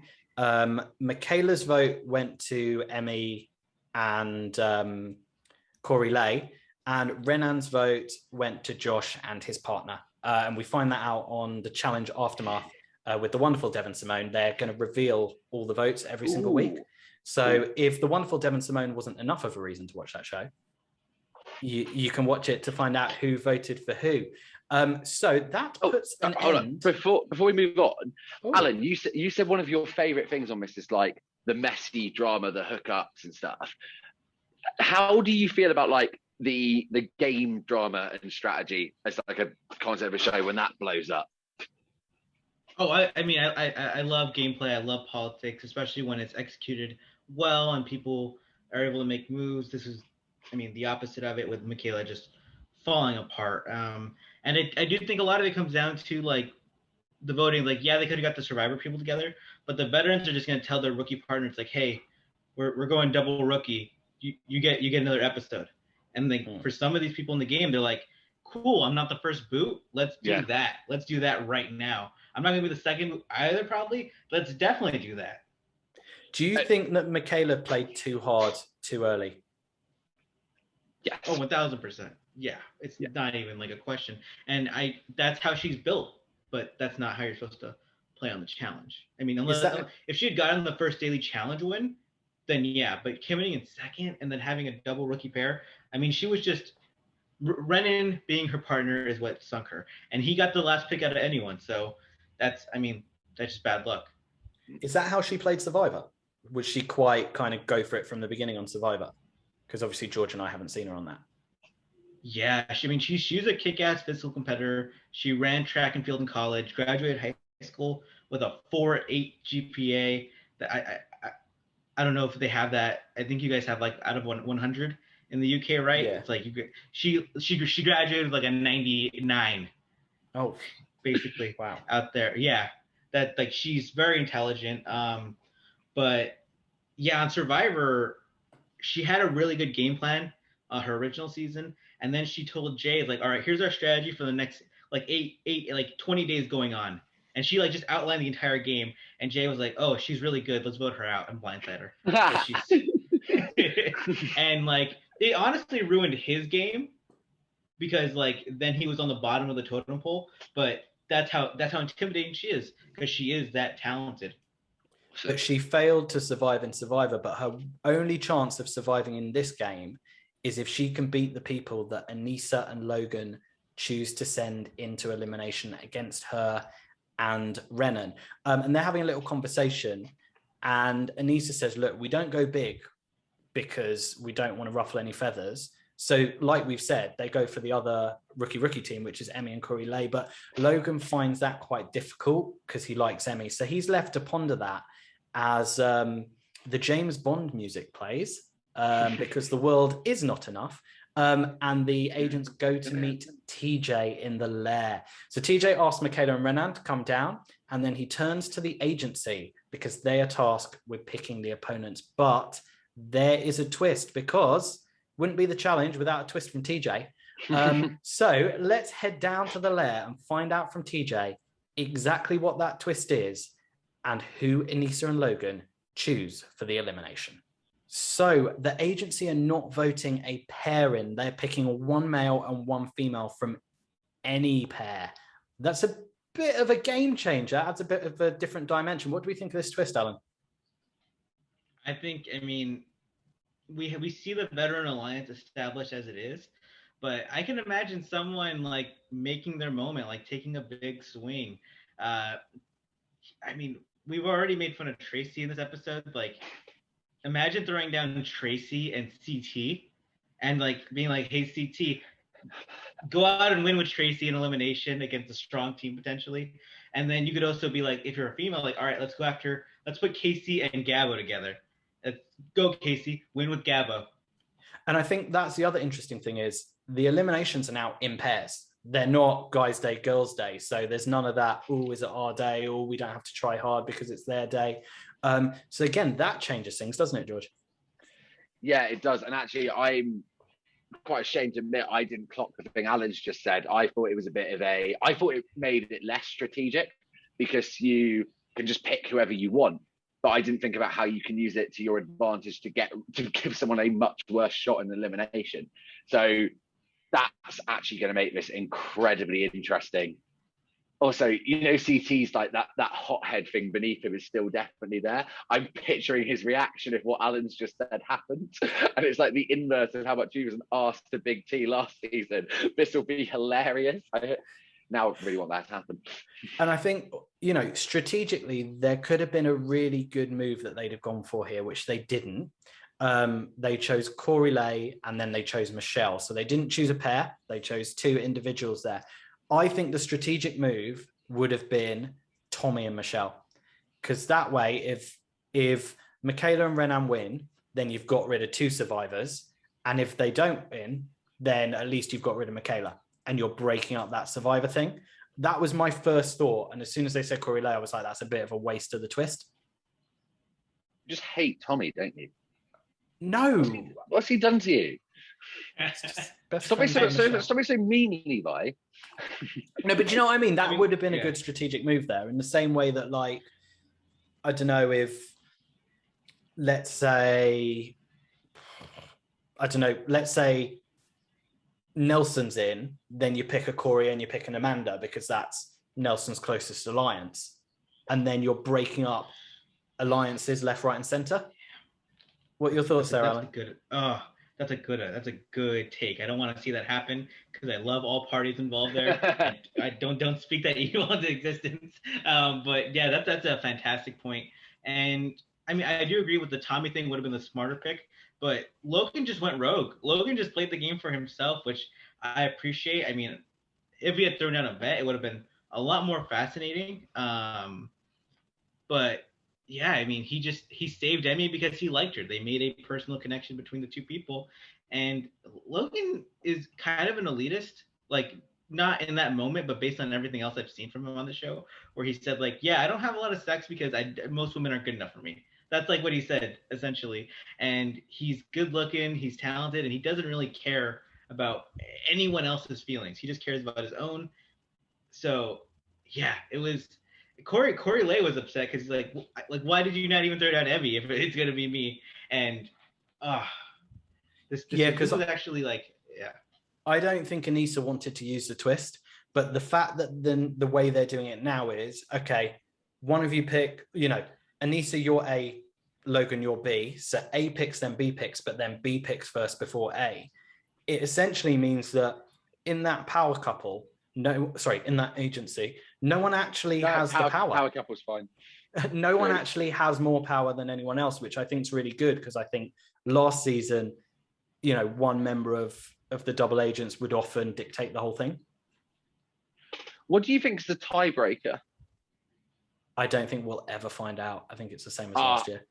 I mean, I know. I will say, like, it would be fascinating if, like, we got a pair like Zach and Amanda, where if this existed on Final Reckoning, and Zach's like, all right, I'm voting Ashley into elimination, and Amanda was like, I'm voting Tony into elimination, and Tony and Ashley would have to compete as a pair. That would be like the most, like, that would have made that season a lot more fascinating, if anything. But it's just like, what if we get a moment like that where there's two partners who hate each other, and say, like, Anissa, who was, you know, one of the people this week, she voted someone down that Logan likes, and Logan reacts. He's like, all right, I'm throwing down your best friend Tori as a way to react to that. I mean, ooh, I like that. I can see Amanda getting annoyed at some point and doing that. Yeah, I mean, Ashley too. There are some people. Josh, explosive potential with some of this cast.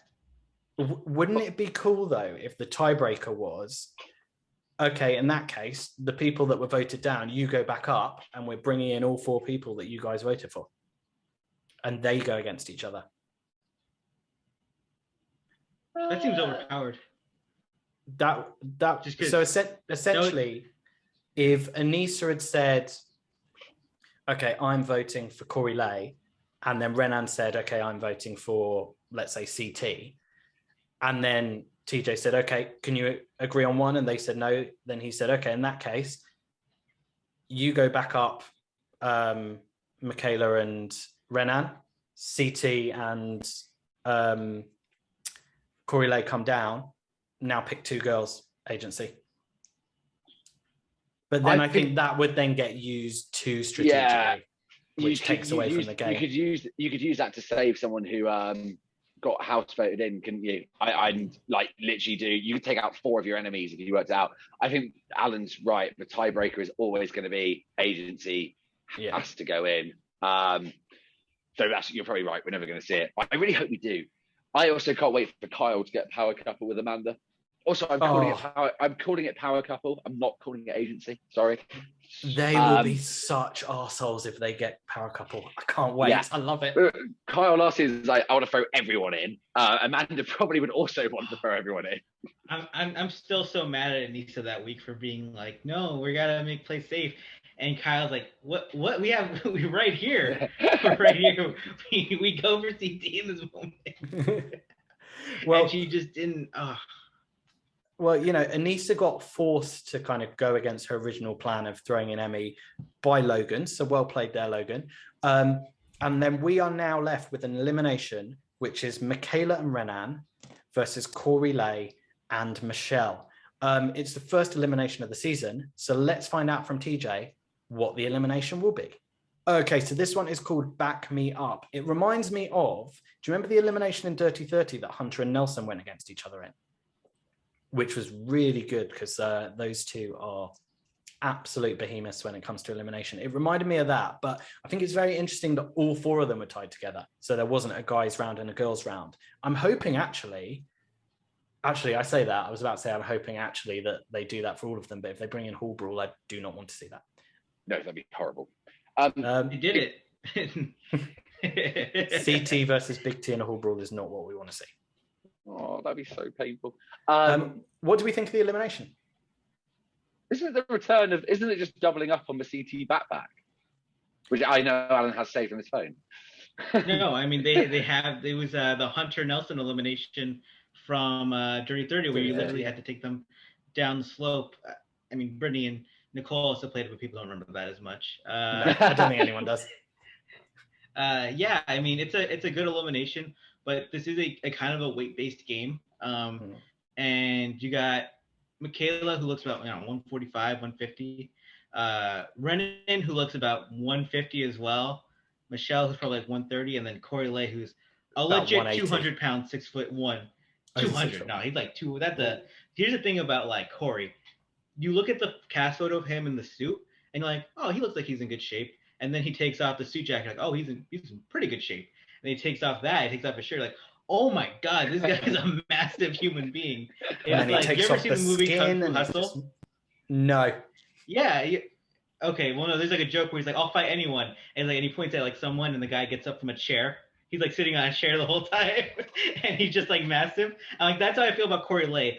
He kept getting bigger and bigger. Like, like as the elimination went on, when he went to stand up, you're like, "Oh my God, this guy's giant."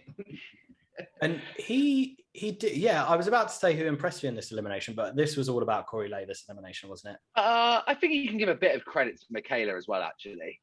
I think you give her someone who's maybe only losing 10 pounds to Corey, and I think she's enough to swing it, because I thought she was really, really impressive, to be fair.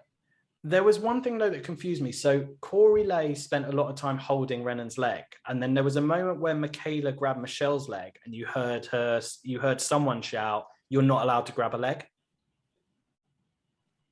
And it did seem like that went in and they tried to edit the sound out. So part of me thinks that there was some shithousery in the way that Corey was playing the game, but it was tough. I wonder how long that went on for is one question I'd like to know.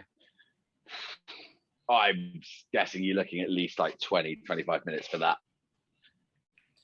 Did you enjoy the elimination? Yeah. Visually, those eliminations don't play that well unless it's a backpack situation, because it's just a lot of people just like on their backs, just like moving like turtles. But Corey was grabbing the edges of like the surface and like pulling himself for leverage, which no one else was doing.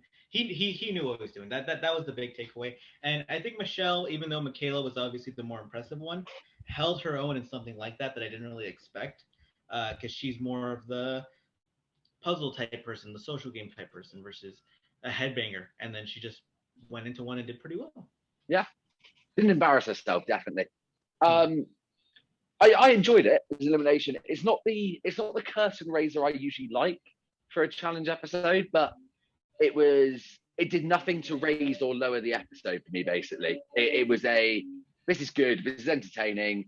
It's physical and endurance, which I enjoy, and yeah, got to see. Alan's right. Got to see a bit of strategy from Coriel, what are we calling him? Corey Corel. Corey 12 Days of Christmas. I wonder if the last 12 episodes. But decent enough elimination, but not one that if they bring back. Oh God, I hope they don't repeat eliminations again. I don't want that. I'll be overly enjoyed. I won't be overly enjoyed if they bring it back. Alan's got a headache. Well, I'll tell you who they won't be bringing back for the rest of the season. That is Renan and Michaela, because they have been eliminated, or should we say deactivated. But now Michelle and Corey Lay, 12 Dates of Christmas, have some very big decisions to make. They have a choice. So they can either stick together as partners, they can go back to their original partners, or they can infiltrate and steal any other agent except for the agency, of course. Now, before they make the decision, we are told that Nam has not been at headquarters and will not be returning to the game. And instead, he is replaced by Agent Ed, not your brother, George, from the Circle US, who comes in without any shorts on, bouncing around like he's just had a big bag of Haribo and looks like the love child of Bananas and Paulie. Now, I watched that season of the Circle US and I do not remember him, which does not bode well. I don't even remember that. I think he was on for like 3 episodes, wasn't he? Short period of time, but he would have been my number 1 ranked rookie prospect for the men. He's short, but like I'll be honest, like the guys that are in that 5'8", 5'10" range, those are the ones that do really well in the challenge. Like those are the ones that like really thrive. Like the Paulies, the Jordans, the Wesses. He's Cornell educated, Ivy League school, engineer. Was a track and field athlete in college. I mean, he's kind of like a hunter with a brain, which could be a very good player. Like that's what I would describe him as. And I assume that he's quite popular with the cast based on like the flying over and the 14 days quarantining that they did together before the show, because everyone seemed really happy to see him. Let's talk about the elephant in the room, because it wasn't just the 14 days quarantine that they did. Between the first mission and the first elimination, there was COVID cases from cast and crew, which caused the whole cast to go into a 10-day individual COVID isolation, which happened before the elimination. And I think before the deliberation, because my understanding is they all got their phones back and the vets sorted out the Vets Alliance during that. And I don't know. I'm not going to speculate. I assume that Nam not coming back had something to do with the COVID shutdown. And I think, Alan, could you give us more information on this? I try not to read up about anything before the show, so I only know it based on asking one of the mods on the Reddit. I mean, it's obvious that something happened with him there, and I just feel bad for Nam because he's had a snake bitten challenge career. I'm not the biggest fan of Nam because I think I don't know if he brings much to the show. I know I like him as a human, but I don't know if he brings too much, and I just feel bad that he's been given this like bad luck. And I think one of the things that I did read online was that the reason that he had to leave was because he had a commitment that was due to start the day after what would have been the day of the final, the day after what would have been the day of the ending of the season. But due to the 10-day quarantine, they then had to go in. The season filming got extended 10 days and he wasn't able to get out the other commitment.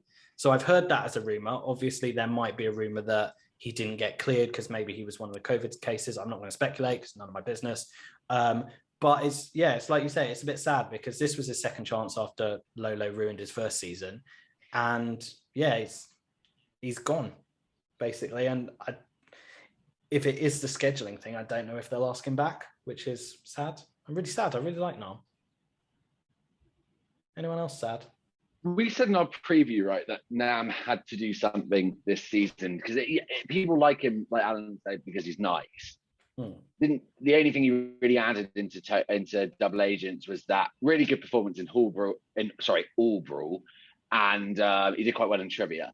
but the rest of it was a bit sad because it was Lolo bringing him down. So they might give him one more chance. He showed a bit of potential in the opening episode, because like pick a Nisa, that's a bit of a crafty move. But yeah, I'd like him to get I want him to get one more shot at a full season before they kind of wipe their hands with him if he didn't do anything. Alan, what do you think? You think he's getting another chance, or you think it's time's up for Nam? I'm not gonna say he doesn't deserve another chance, but I don't know. I think Ed is a big upgrade too, because I think Ed is gonna mix in better with the cast. I don't know. I ranked him really high going into total double agents. Yeah. And I don't know. I really don't.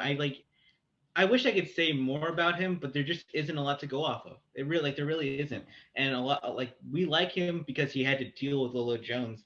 And anytime you're mixed up with her, you're gonna like whoever's partnering with her because they're dealing with Satan. So Well, I think, the only way that we can just round off that conversation is just to say, fuck you, COVID. We love Nam.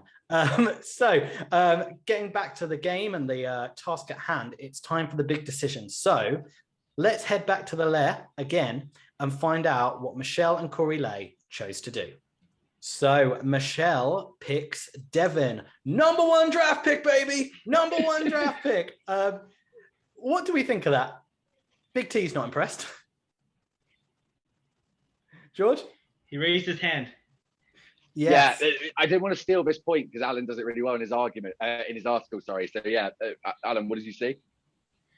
He raised his hand and she's like, well, that's a veteran that's open to work with me. So I'm going to take that over all the people who are giving me the cold shoulder. And also Devin just looks down and is like, from the moment the Devin Tracy partnership started, she's like, hi, I'm Tracy. And he was just like, all right, let's unlock the key. Hi, Tracy.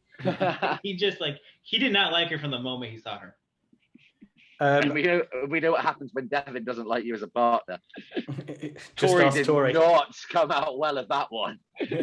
And then we get Corey Lay's decision to pick Tori. Speaking of, Kells is not happy because it's much easier to get into bed with someone if you are working with them as a partnership, and they no longer are working as a partnership. Kells has been mugged off. I don't think that's going to stop him. Player.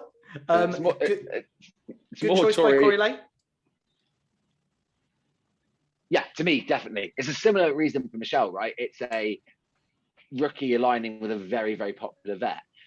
We have seen that's now less powerful because you can vote down people individually, but I still think it gets you into that social circle where you can start making friends with more of the vet alliance. And that's what the game is really for these rookies, is to get into the vet social circle and almost become have higher clout in the rookie group so that you have a longer time to try and infiltrate to kind of get into the bottom echelon of the vets group, if that makes sense. Yeah. Because one thing we didn't discuss right at the start, wasn't it, was that the vet said, we're going to band together till every rookie is gone, isn't it? I don't think that won't last. No way is that lasting. But absolutely it's good strategic gameplay. Alan, what do you think? Corey Lay, he went from Emmy to Tori, from a rapper to a singer. Yeah, I mean, essentially, you just don't want to be in a double rookie pair. That's the main goal right now, and that's why Kells is pissed, because not only does he get Tracy as his new partner, but it's just because that's an athletic downgrade, but now you're one of the 3 rookie pairs. It's them, Tasha, Jeremiah, and then the other new rookie pair, Emmy and Ed. Ed and Emmy. Yeah, and it's just he knows that unless he wins the daily challenge next week, there's a good chance he gets voted in. Either him or Ed or Emmy will. Or they get put in against each other, and it's just not a good time. He needs to win something next week.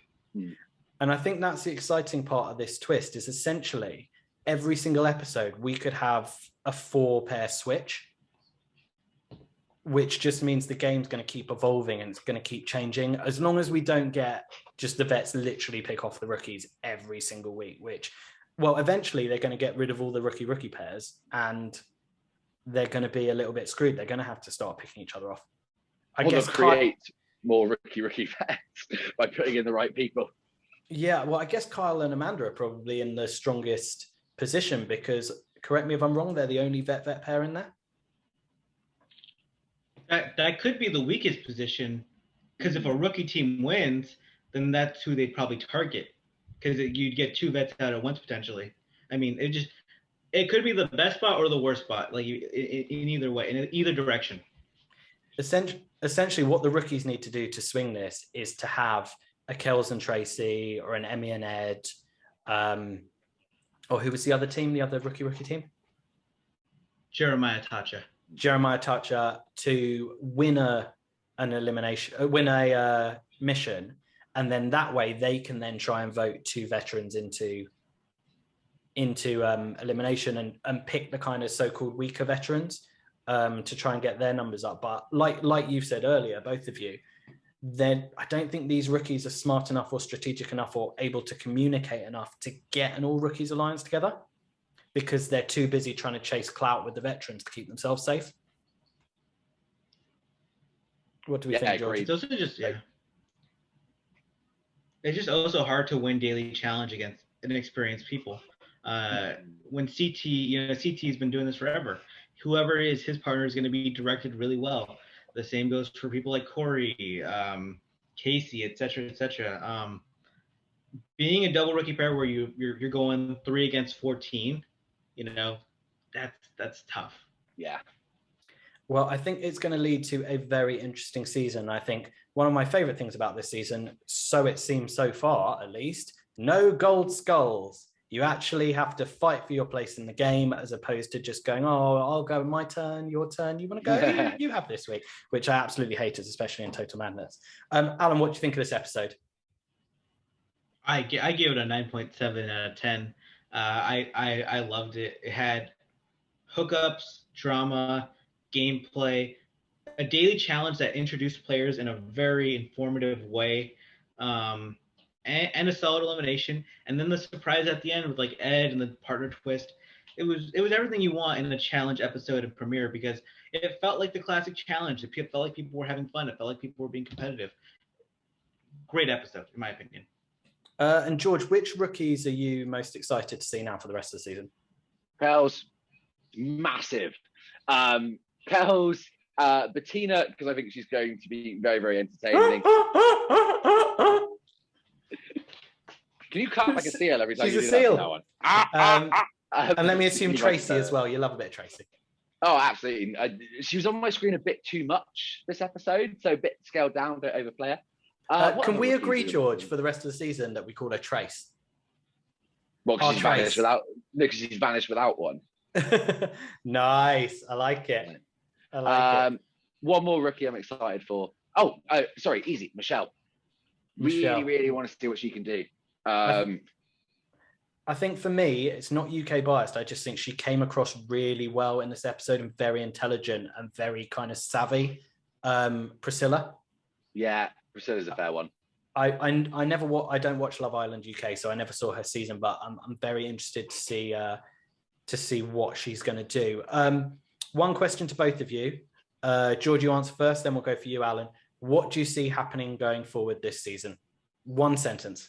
Go on, George. Rookie winner. Interesting. Alan? Nelson making a mess. Is that what you think or what you hope? You just want the show of him cracking eggs all day, don't you, Alan?